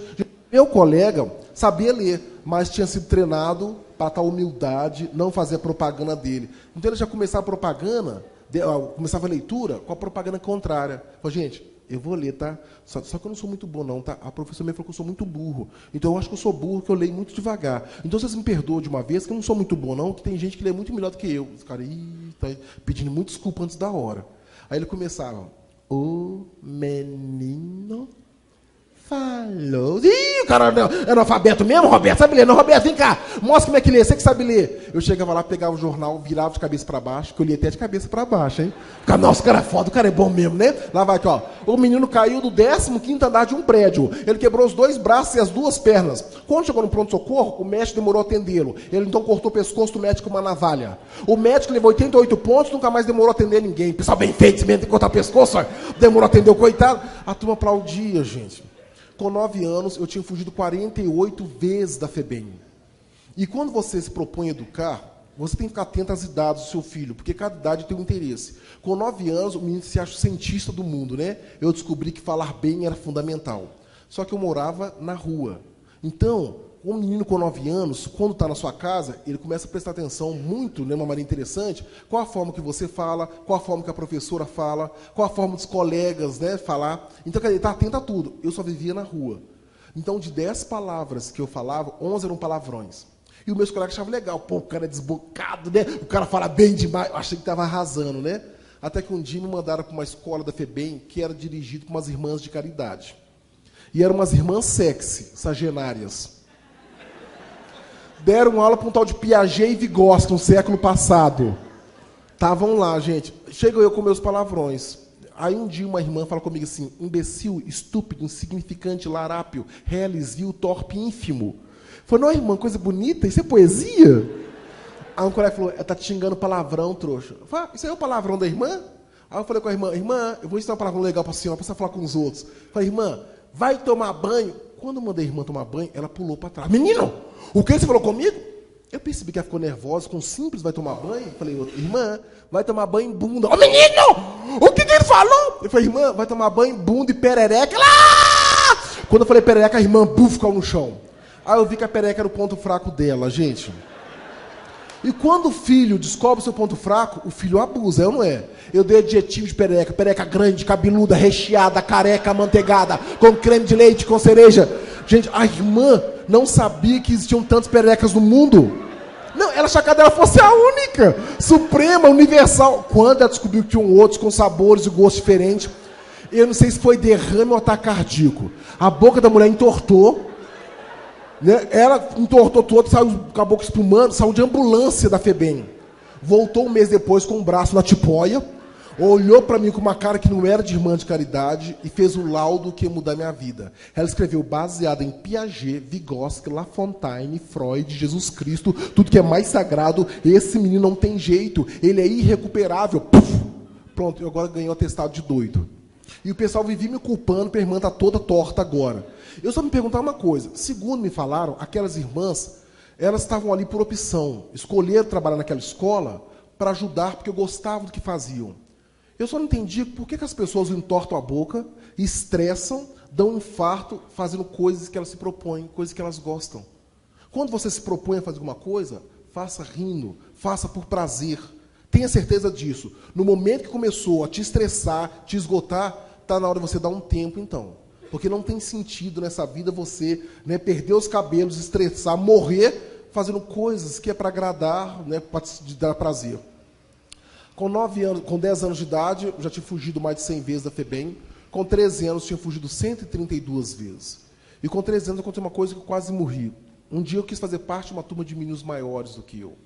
E se você não cuida, não zela do seu, né, pelo seu filho, sem dúvida alguma, ele vai buscando opção na vida. O ser humano difere das outras raças, porque as outras raças, a gente, com um mês de vida, 2 meses, 2 dias, já tem tudo na cabeça o que eles vão fazer o resto da vida. O ser humano está sempre buscando. Com 13 anos, eu estava buscando alguma coisa, mas não tinha adultos para me influenciarem. Conheci uma turma de pivetes, de meninos maiores do que eu. Os caras tinham 17, 18 anos de idade. Faziam assalto à mão armada. E eu, com 13 anos, achei que já era malandro o suficiente para ficar naquela turma. Quis fazer parte da turma deles. Só que tinha um ritual de iniciação que eu não sabia. O grupo que recebia o novato dava uma prova de fogo para o novato. Às vezes defecavam no chão, o novatinho tinha que comer o cocô de todo mundo. A prova de fogo podia ser espancar o novato, estrupá-lo. Eu não sabia que tinha todo esse ritual. Eu estava lá debaixo do viaduto com aqueles caras bem maiores que eu tinha 13 anos. E eles falaram, neguinho, vem cá, está na hora da sua prova. Ele falou, opa, qual vai ser minha prova? Ele falou, você vai ser a nossa mulher essa noite. Eu falei, nossa o quê? Eu falei, nossa mulher. Eu falei, dá licença, não tem jeito não. Levantei para correr, me derrubaram no chão com uma rasteira. Um outro veio e me quebrou um cabo de vassoura nas costas que eu vi literalmente estrelas. Um tinha um calçado emborrachado, chamado quichute, tinha uma ponta de borracha. Ele me chutou o rosto, com aquilo que me rasgou a sobrancelha, o sangue começou a jorrar no meu rosto. Naquela noite me bateram tanto, mas tanto, que me deixaram caído nos trilhos da rede ferroviária federal. E eu fui tomado de uma tristeza tão grande, ou uma inutilidade tão fatal, que a minha vida foi passando em questão de segundos pela minha mente. Tipo assim, meu pai não me quer, minha mãe não me quer, meus colegas não me querem, os professores não me aceitam, nem as irmãs de caridade têm paciência comigo, por que eu vou ficar vivo? Busquei um sentido para ficar vivo, não tinha nenhum. E pela primeira e única vez na minha vida eu pensei em suicídio. Eu puxei meu corpo para cima dos trilhos da rede ferroviária federal, deitei em cima do trilho, eu pensei, o trem passa e acaba com esse sofrimento. E eu desmaiei. Só que eu fui tão azarado, ou tão sortudo, que eu deitei numa linha, o trem passou na outra. Eu falei, não é possível! Nem para morrer eu sirvo! Mas não. Eu descobri que quando não é hora, não é hora. Gente, e o grande lance da vida, eu descobri uma coisa, é que todas as dores doem à noite. O grande lance é você insistir e esperar o dia amanhecer. Quando o dia amanhece, presta atenção, parte das dores vão embora. E você tem um dia inteiro para procurar ajuda. E não existe um ser humano na face da Terra que a vida seja só dia, dia, dia. Todo mundo tem dias e noites, dias e noites. Então saiba suportar as noites da sua vida, porque no dia seguinte você vai continuar vivo, vai buscar ajuda. Um taxista me viu machucado, ele me colocou no táxi e me levou para o pronto-socorro. Foram 72 pontos pelo corpo afora. Fui devolvido à FEBEM 3 dias depois. E chego lá e encontro um dos rapazes que tinha espancado na rua. Se ele contasse que tinha tentado me estrupar na rua, a minha fama de bad boy, de menino mau, de pivete, ia por água abaixo. E para não contar nada, eu rolei numa briga feroz com aquele meu colega que quebrava os dentes da boca dele com uma bola de sinuca. E é claro que me machucou demais, eu já estava todo costurado. Fui parar numa cela de castigo, um cubículo de 1,5 m por 1,5 m com um vaso sanitário. Na minha época, um aluno ficava até 3 dias numa cela como essa, sem comer e sem beber água. Se ele quisesse beber água, ele tinha que defecar e urinar no chão da cela para beber água de dentro do vaso sanitário. A única fonte de água que tinha era do vaso sanitário. Aí você parava a mão na parede do vaso para beber daquela água. Estava lá na primeira noite, deitado no chão da cela, que eu estava machucado, entrou o instrutor com um balde de água e jogou no chão da minha cela. Segundo ele, o castigo é ficar de pé. E eu fiquei a noite toda de pé. Quando amanheceu o dia, meus pontos começaram a infeccionar. Ele, movido de dó, ele abriu a minha cela. Quando eu estava colocando o pé para fora, ele, como estava encurtando a minha pena, como eu não estava ficando 3 dias, fiquei só uma noite, e ele se sentiu no direito de me dar 2 tapas no rosto. Sabe aquele tapa masculino, pesadão, que você escuta o barulho por uns 20 anos ainda, suando no seu ouvido? E ele fez a previsão do meu futuro.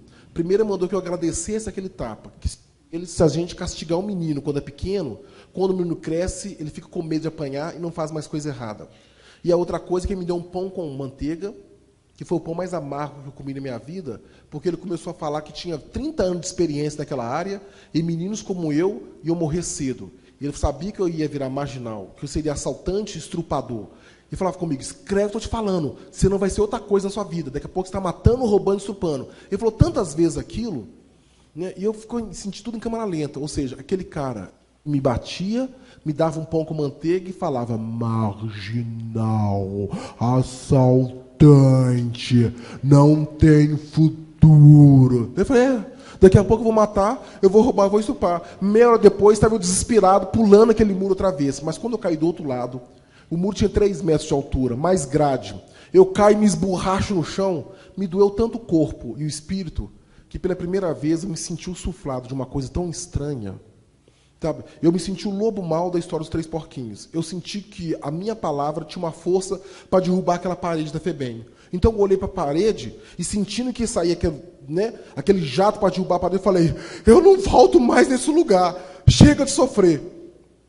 Nesse dia, eu descobri mais tarde que aquela minha indignação provocou uma coisa interessante. Fé. Eu acreditei que eu não ia mais sofrer. Eu estava decidido.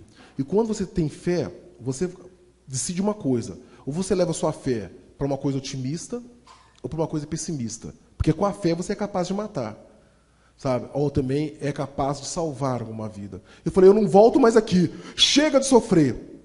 E como eu disse no começo, a única palavra que Deus fala com todos os filhos dele é a palavra... acho que Deus virou e falou, sim, meu filho, chega de sofrer. Ele teve que importar da França, naquele dia, uma pedagoga francesa. Essa mulher chamava-se Marguerite Duras. A mulher chega no Brasil, quis conhecer o país tropical, tranquilo, paradisíaco, quis conhecer a FEBEM de Minas Gerais, que, segundo a propaganda que viu na televisão, era a melhor escola para criança carente do Brasil. Na hora que ela chegava no carro do consulado, eu fui presa a 2 quarteirões de distância. Estava todo machucado, né? Me colocaram na Kombi da FEBEM, me devolveram. Estava sentado no banco de cimento, olhando para trás, para o chão. Quando chega aquela mulher, 2 metros de altura, loura, perfume Chanel número 5 autêntico. Não agride dos perfumes, não machuca ninguém. A minha sorte é que vieram 2 professoras, daquelas cansadas, falaram assim, tá vendo aqui, menino? É um caso irrecuperável. Tem 13 anos de idade, usa droga, não sabe ler nem escrever, é assaltante, estrupador, fez um tanto de coisa errada, é irrecuperável. A Francisca Paula pensou, mas como caso irrecuperável? Se um ser humano vive até 80 ou 90 anos de idade, como que com 13 anos vocês condenam alguém de errado para o resto da vida? O ser humano vive até mais tarde, não pode aprender infinitamente. Fala, mas não tem jeito, já tentamos de tudo, não tem jeito. A francesa falou assim, eu vim conversar com algumas crianças, eu quero conversar primeiro com aquele, o irrecuperável.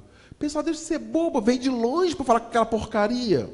Pela primeira vez na minha vida, alguém se aproximou de mim, e antes de falar alguma coisa da minha cor de pele, antes de sentir o meu cheiro de xixi, antes de observar meu cabelo com piolho, ou o meu nariz com catarro, aquela mulher não mandou nem que eu olhasse para os olhos dela.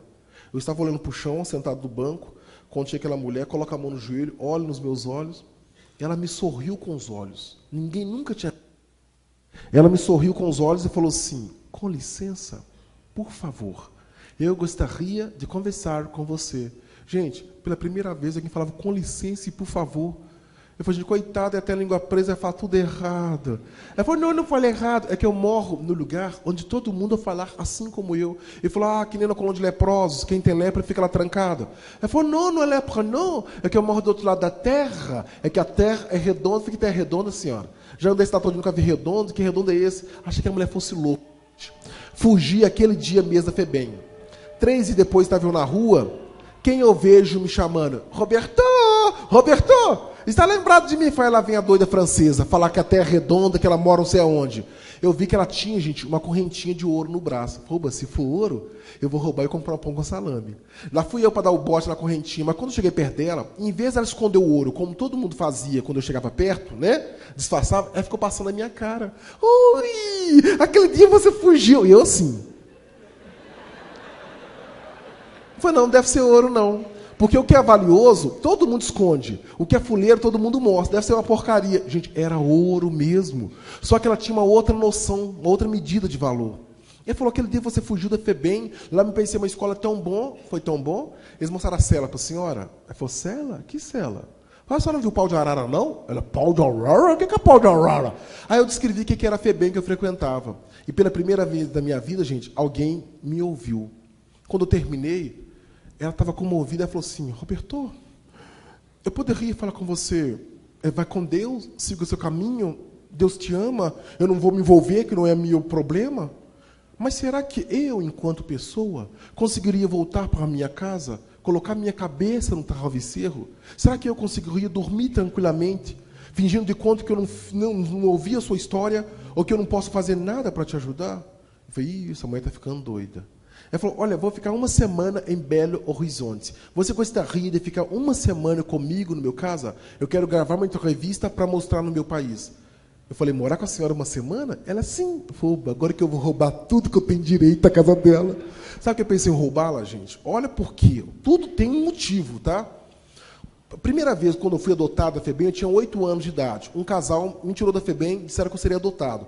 Quando eu chego na casa deles, eles me dão um quarto no fundo do quintal, onde ficava a cama quebrada, o fogão quebrado, a geladeira quebrada, tudo que não prestava, ficava ali. Inclusive eu, o Roberto Carlos. O casal tinha um filho que morava dentro de casa com eles. Eles tomavam café de manhã na mesa e eu cortava a grama e limpava a piscina. A minha função na família era cortar a grama e limpar a piscina. E nem ia para a mesma escola que o filho deles iam. Senti que jamais seria filho daquela família mesmo, fugir daquela casa. Outra vez eu tinha 12 anos, estava eu na rua, vendo televisão em frente a uma loja, passa um senhor de carro e fala, ô menino, estou com dó de você, quer morar na minha casa? Foi um pai, e dono de carro, um pai rico. O cara me levou, colocou no carro, me levou para a mansão que ele tinha. Gente, o cara era tão legal comigo, que me deu um quarto, na casa dele tinha cama de casal. Falei, que pai legal que eu arrumei. À meia-noite, de banho tomado, deitado na minha cama de casal, a porta do quarto fez. E o cara queria ser meu pai, entrou peladão, querendo mostrar o amor que ele tinha para me dar. E olha que o amor era grande, gente. Quando eu vi aquele amor todo, falei, não, é muito amor para mim, mano. Pulei a janela e caí na rua. Aí meus colegas me advertiram, neguinho, deixa de ser trouxa. Se alguém te passar a mão na rua, na sua cabeça, e falar que te ama, vai querer que você compre droga, vai querer que você limpe piscina, vai querer fazer bobagem com você. O tal de amor é só para te usar. Eu falei, não sabia, não. Gente, a partir daquele dia, eu me tornei aquele adolescente que nega o toque de todo mundo. Já viram? Você vai encostar a mão no menino, o menino leva que choque? Tipo assim, vai me trocar afeto por alguma coisa. A francesa me levou para a casa dela. Quando eu entrei na casa, eu pensei, o que ela vai fazer comigo, hein? O que ela vai fazer? Ela entra na casa e fala, no primeiro dia que eu te vi, eu descobri que te amava. Faz sem vergonha. Ela vem um tal de amor. Ela me deu um quarto, eu fechei a porta do meu quarto, coloquei o pé, segurei a maçaneta, falei, lá vem ela, daqui a pouco vai entrar pelada, bem assim, ó, vem cá comigo, vem cá. Né? E eu lá rezando.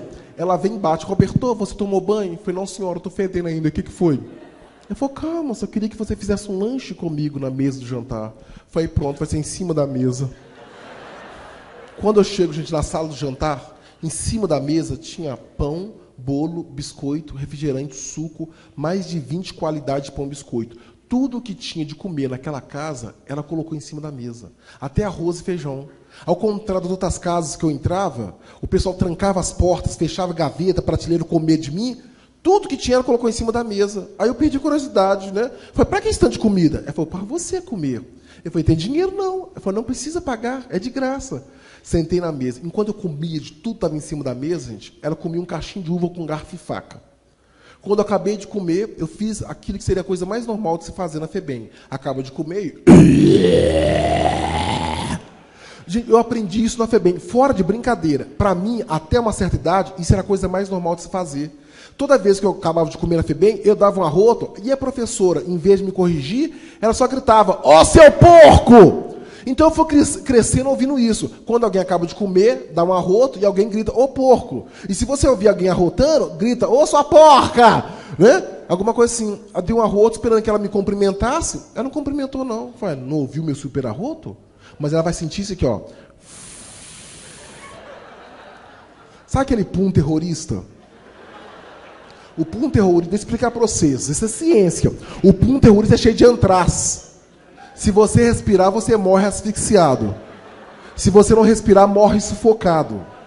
E tem marido que solta debaixo da coberta ao lado da esposa. Tentativa de assassinato, com certeza, né? Gente, soltei um pum, a mulher ficou vermelha, mas não falou nada.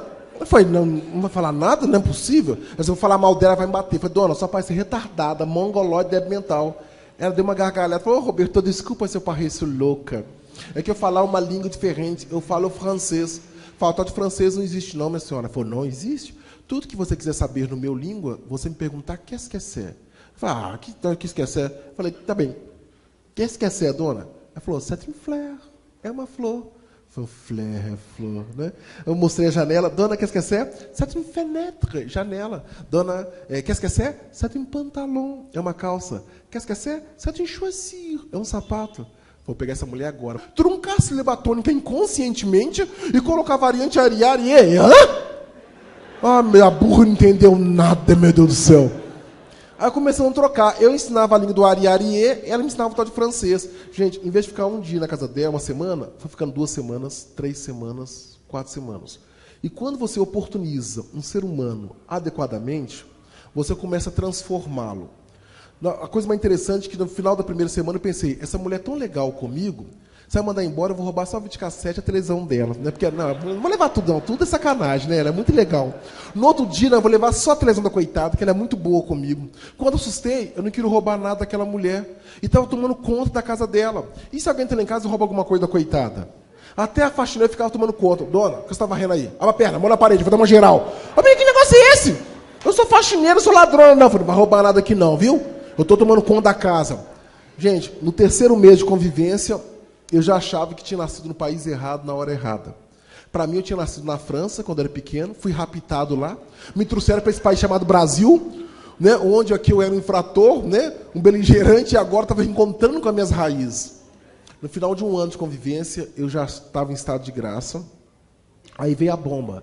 Ela chega e fala que o visto dela estava vencendo no Brasil, se ela não renovasse, ela teria que voltar para a Europa. E eu pensei, pronto. Fiquei um ano que nem bobo, comendo com talher, sendo educadinho, abrindo porta do carro, falando au revoir, enchanté, agora me coloca para fora. Foi tudo bem. Ela vai mandar embora, só que agora eu vou voltar para a rua e vou assaltar em francês. Já pensou? Eu na porta de um hotel, com um revólver na mão, falando, l'argent, s'il vous plaît, o dinheiro, por favor. O pessoal pede francês, olha que chique, importado. Todo mundo queria ser assaltado por mim, mas me doía a ideia de perder aquela mulher. Aí eu pensei, antes que ela me abandone, eu vou ter certeza se ela me ama ou não. Eu vou mostrar que ela não gosta de mim. Entrei no quarto dela, onde tinha um banheiro. No banheiro tinha uma banheira. Tampei o ralo da banheira, molhei uma toalha, coloquei no ralo do chuveiro, deixei a banheira enchendo de água. A banheira transbordou, molhou o quarto, molhou a casa. Quando ela chegou em casa, eram 2h da madrugada, meu coração estava 1000 por hora. Eu sabia que naquela noite eu ia perder a pessoa mais fantástica da minha vida. Mas eu tinha que voltar para a rua com a certeza que eu não era capaz de fazer com que ninguém sentisse afeto por mim. E que aquele sentimento que estava sendo desenvolvido por ela, eu tinha que matar aquilo. Esse negócio de querer respeitar as pessoas era bobagem. Ela estava quase conseguindo me convencer, mas naquela noite eu ia provar que ela não gostava de mim. Quando ela chega em casa, 2h da manhã, eu estava deitado em minha cama e estava com aquela vontade de chorar, gente. Mas eu tinha feito 14 anos de idade, eu não sabia mais converter sentimentos em lágrimas. Eu estava tornando aquele menino enrijecido. Eu fiquei mordendo meu travesseiro para tentar engolir o choro. Ela abre a porta, pisa no carpete molhado da sala, ela fala, Mon Dieu, qu'est-ce que c'est passé? Meu Deus, o que aconteceu?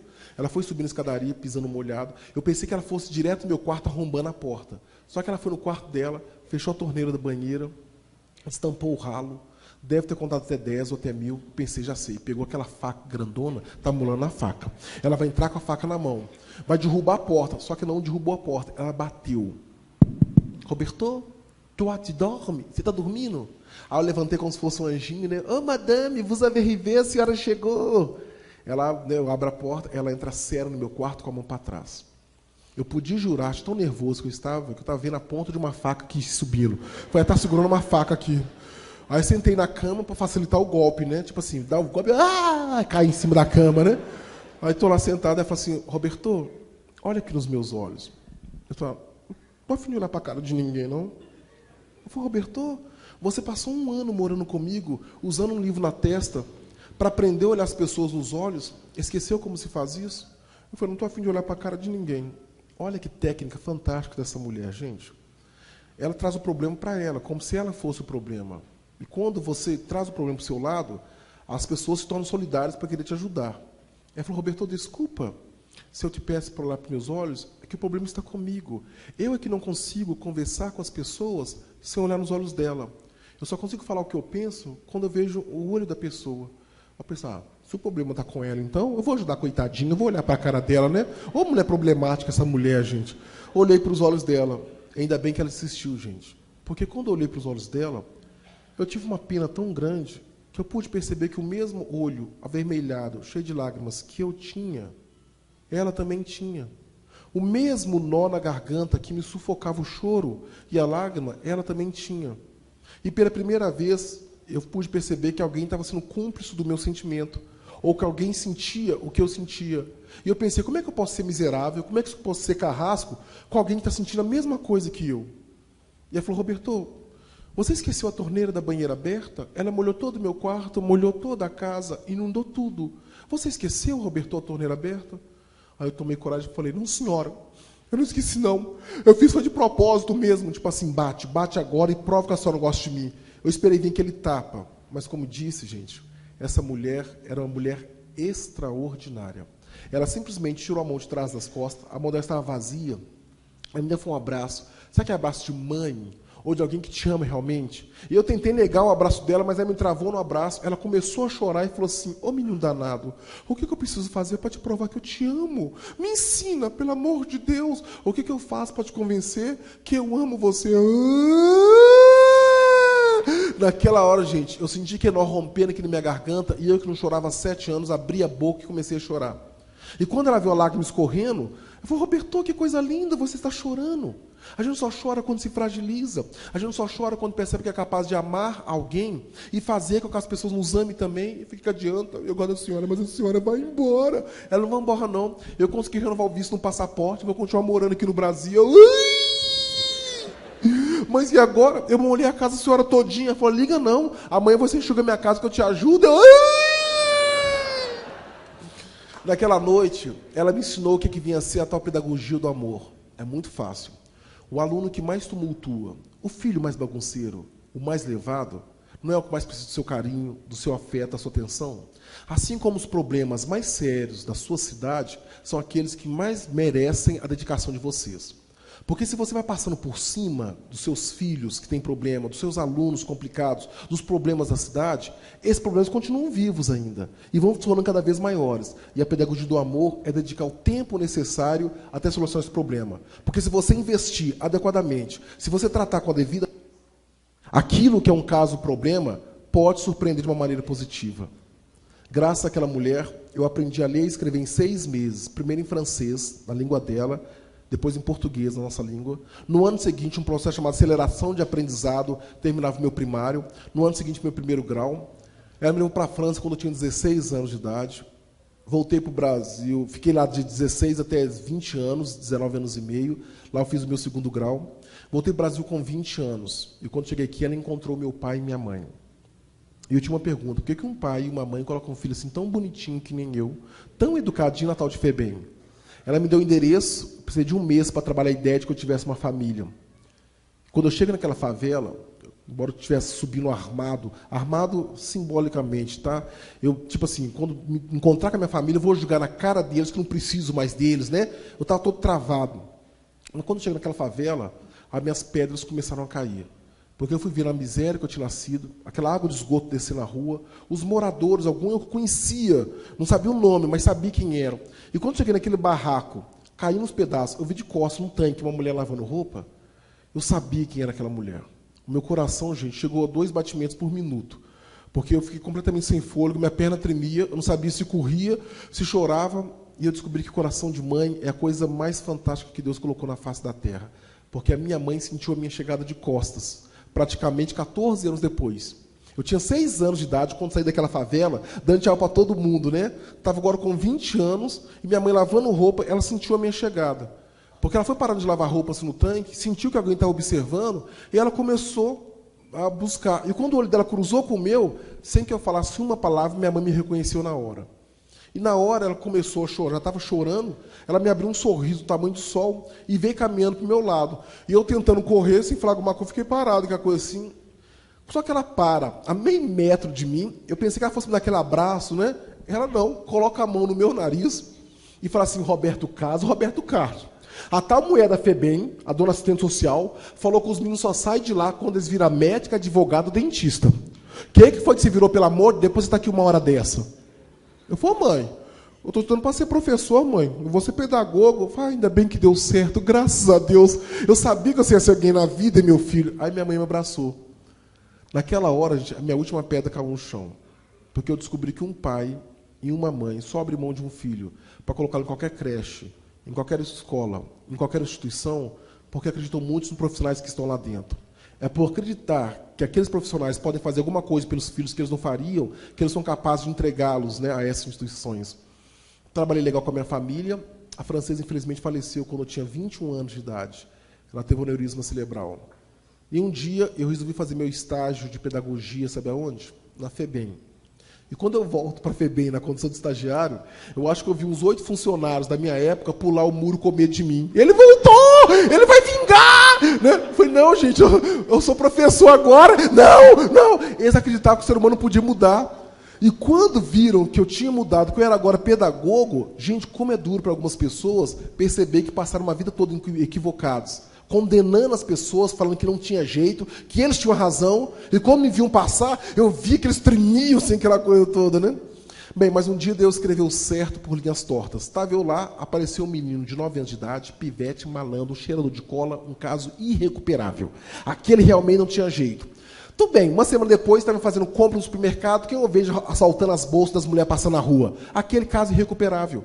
Eu pego a bolsa da mão dele, devolvo para a mulher, e ele fala que estava com fome. Eu vou lá em casa fazer um lanche, então, mas não fica roubando dos outros, não. Levei para minha casa, ele fez um lanche. Pensei que ele fosse embora aquele dia. E ele foi ficando 2 dias, 3 dias, 4 dias. Eu falei, tá na hora de ir embora, hein, menino? Podia ficar aí não, né?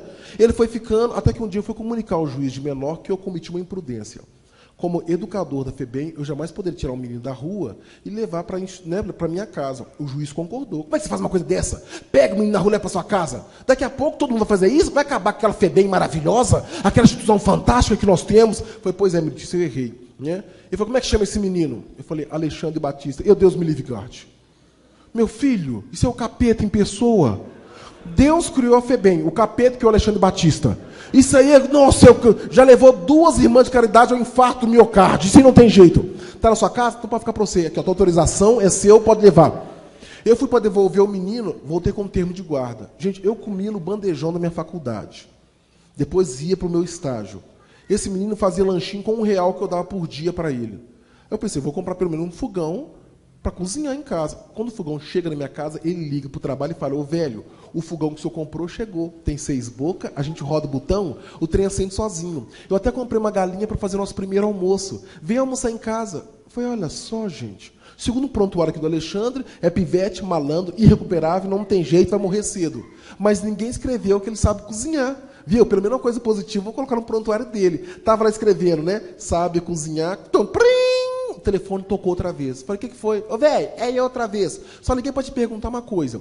Eu coloquei a panela de água quente no fogo, a água está fervendo e a galinha está viva ainda. Eu afogo a galinha viva na água quente ou puxo a pena dela primeiro? Falei, Alexandre, você não sabe fazer galinha, não? A resposta foi um tapa no meu rosto. Não, o senhor não teve tempo de me ensinar. Nós só podemos cobrar dos nossos filhos, dos nossos vizinhos, dos nossos amigos, coisas que nós ensinamos, coisas que nós praticamos. E por aí vai a ética, moral, civilidade, cidadania, participação, comportamento.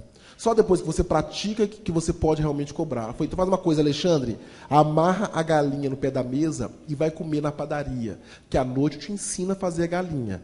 Presta atenção, amarra a galinha no pé da mesa e vai comer na padaria. Que com o filho, se você falar uma vez só, ele é capaz de comer uma galinha na padaria e levar a mesa amarrada em algum lugar da casa. Não, sério. Educar, gente, é você repetir aquilo que você acredita diariamente, insistentemente, até convencer as pessoas. Educar é um trabalho de convencimento, antes de mais nada. E nesse processo de ensinar o Alexandre alguma coisa, ele completou 26 anos de idade, fala o francês muito bem, formou-se em pedagogia no final do ano passado. Depois do Alexandre veio o Moisés, depois veio o Kleber, Newton, Floresvaldo, Leandro, Washington, Josafá, Marco Túlio. Para encurtar a história, acabei adotando hoje 14 ex-meninos de rua. Segundo o prontuário, eram casos complicados e irrecuperáveis, sem solução. Meus 14 filhos não são nada disso. São homens de bem que trabalham e estudam. São homens de bem que nós moramos numa casa que nós construímos, a casa que nós sonhamos. A nossa casa tem 3 andares. Ela é estilo colonial e com piscina. E por mais que nos falasse que acabamento é caro, desista, nós conseguimos realizar, sabe, o nosso sonho. E nós temos um apartamento na praia. E tudo que nós desejamos, nós conseguimos. Agora, a coisa mais legal é que nós descobrimos que vale a pena insistir, vale a pena perseverar. E meus filhos perceberam isso, tanto é que tem um propósito. Eles têm um compromisso de ajudar outros 14 meninos na mesma situação que eles. E quando os 14 estiverem preparados, nós vamos convencê-los que eles têm direito a uma casa. Pode ser um barraco na favela ou uma mansão como a nossa. E quando a nova casa estiver pronta, os 14 novatos vão herdar essa casa. Mas a casa só vai ser deles se um dia eles ajudarem outros 14 meninos e fizerem a mesma coisa que a Francesa fez comigo, que eu fiz com os 14 e os 14 com outros 14. Criamos uma PA, progressão aritmética. E um dia, o meu mais novo, o Breno, tem 10 anos de idade, chegou lá em casa tem menos de 1 ano. Ele é hiperativo, ligado a tomada 220. Gente, se ele tivesse aqui agora, fora de brincadeira, ele ia estar naquele lustre de pendurado, gongorrando. Para lá e para cá, para lá e para cá. Mas sabe fazer gelatina como ninguém. E adora cálculo, que eu não sei como, da onde que veio isso, né? Um dia com a calculadora na mão, falou, velho, tô fazendo as contas aqui, ó. Se nós 14, adotar 14, e os 14 outros 14, os 14 mais 14, até o ano de 2085, toda a população do Brasil vai ser adotada pela gente. Aí ninguém mais vai ficar chorando, reclamando da vida, todo mundo vai vender lenço. Eu falei, é isso aí. E isso só aconteceu, gente, porque um dia alguém saiu do outro lado do mundo e falou comigo que tinha jeito, que podia ser diferente. Essa pessoa me ensinou um outro lado da moeda. Tá? Falavam comigo só uma coisa, que não tinha jeito, que era difícil. Quando alguém mudou a fala, eu percebi outras possibilidades. Então, quando alguém perguntar que país é o seu, se é bom, se é ruim, pensem direitinho, porque a fala realmente ela começa a construir coisas interessantes. Vale a pena você insistir nisso. E para finalizar, então, eu conto uma historinha que mostra a diferença dos ordinários para os extraordinários. Um dia mudou para uma cidade lá de Minas Gerais, a cidade chama-se Araxá. Uma mulher de nome estranho, Dona Beija. Ela foi fazer lá a única coisa que sabia fazer na vida, prestação de serviço ao público masculino da cidade. A Dona Beija mandou um bordel. Gente, mas ela era boa no que ela fazia, né? Ela gostava, fazia rindo, cantarolando, mas as moças do bordel ficavam intrigadas, Dona Beija. Os homens entram aqui, só quer ter uma noitada com a senhora, nós estamos aqui sem fazer nada. A Dona Beija deu receita, é muito fácil. É porque quando chega um cliente, aquilo que eu sei fazer de bem feito, eu faço no primeiro instante. Você fica fazendo hora e fala que depois faz, amanhã faz. As coisas boas que você se propõe a fazer, você só faz amanhã. As coisas ruins você resolve hoje. Pois a vida humana é tão rápida, é tão incerta, é tão insegura, que vocês podem não ter oportunidade de fazer aquilo que vocês querem amanhã. Então faça hoje e faça bem feito. E se fizer bem feito, impressiona qualquer pessoa. Olha, eu não sei o que as moças passaram a fazer, não. Mas seja que elas faziam bem feito. Os rapazes entravam no bordel, ficavam 10 minutos, saíam com o cabelo arrepiado. Falei, nossa, eu volto amanhã. O trem melhorou aqui, né? E voltavam no seguinte. E o bordel, então, começou a prosperar. Foi desbancando os outros bordéis. Mas como toda pessoa que está um passo à frente do seu tempo, a Dona Beija também, gente, começou a levantar ciúme, inveja, despeito. A maior inveja veio por parte, sabe de quem? Das virgens da cidade de Araxá. Gente, as virgens, aquelas mulheres que ficaram na janela o dia inteiro, fofocando a vida alheia, né, metendo o pau, resolveram afrontar a Dona Beija. Pegaram uma bandeja de prata, defecaram na bandeja. Gente, fizeram cocô na bandeja, cobriram com uma toalhinha de renda e mandaram a bandeja cheia de fezes para a Dona Beija, como se fosse um presente. A Dona Beija recebeu a bandeja. Quando ela estampou, ela viu que tinha fezes, ela não se abalou. Ela simplesmente pegou a bandeja, jogou fora as fezes, mandou lavar a bandeja, desinfetar, saiu do lado de fora, no jardim que ela tinha. Ela colheu, gente, as rosas mais bonitas do jardim dela, colocou na bandeja e devolveu a bandeja para as virgens com um bilhetinho assim: cada um dá o que tem de melhor.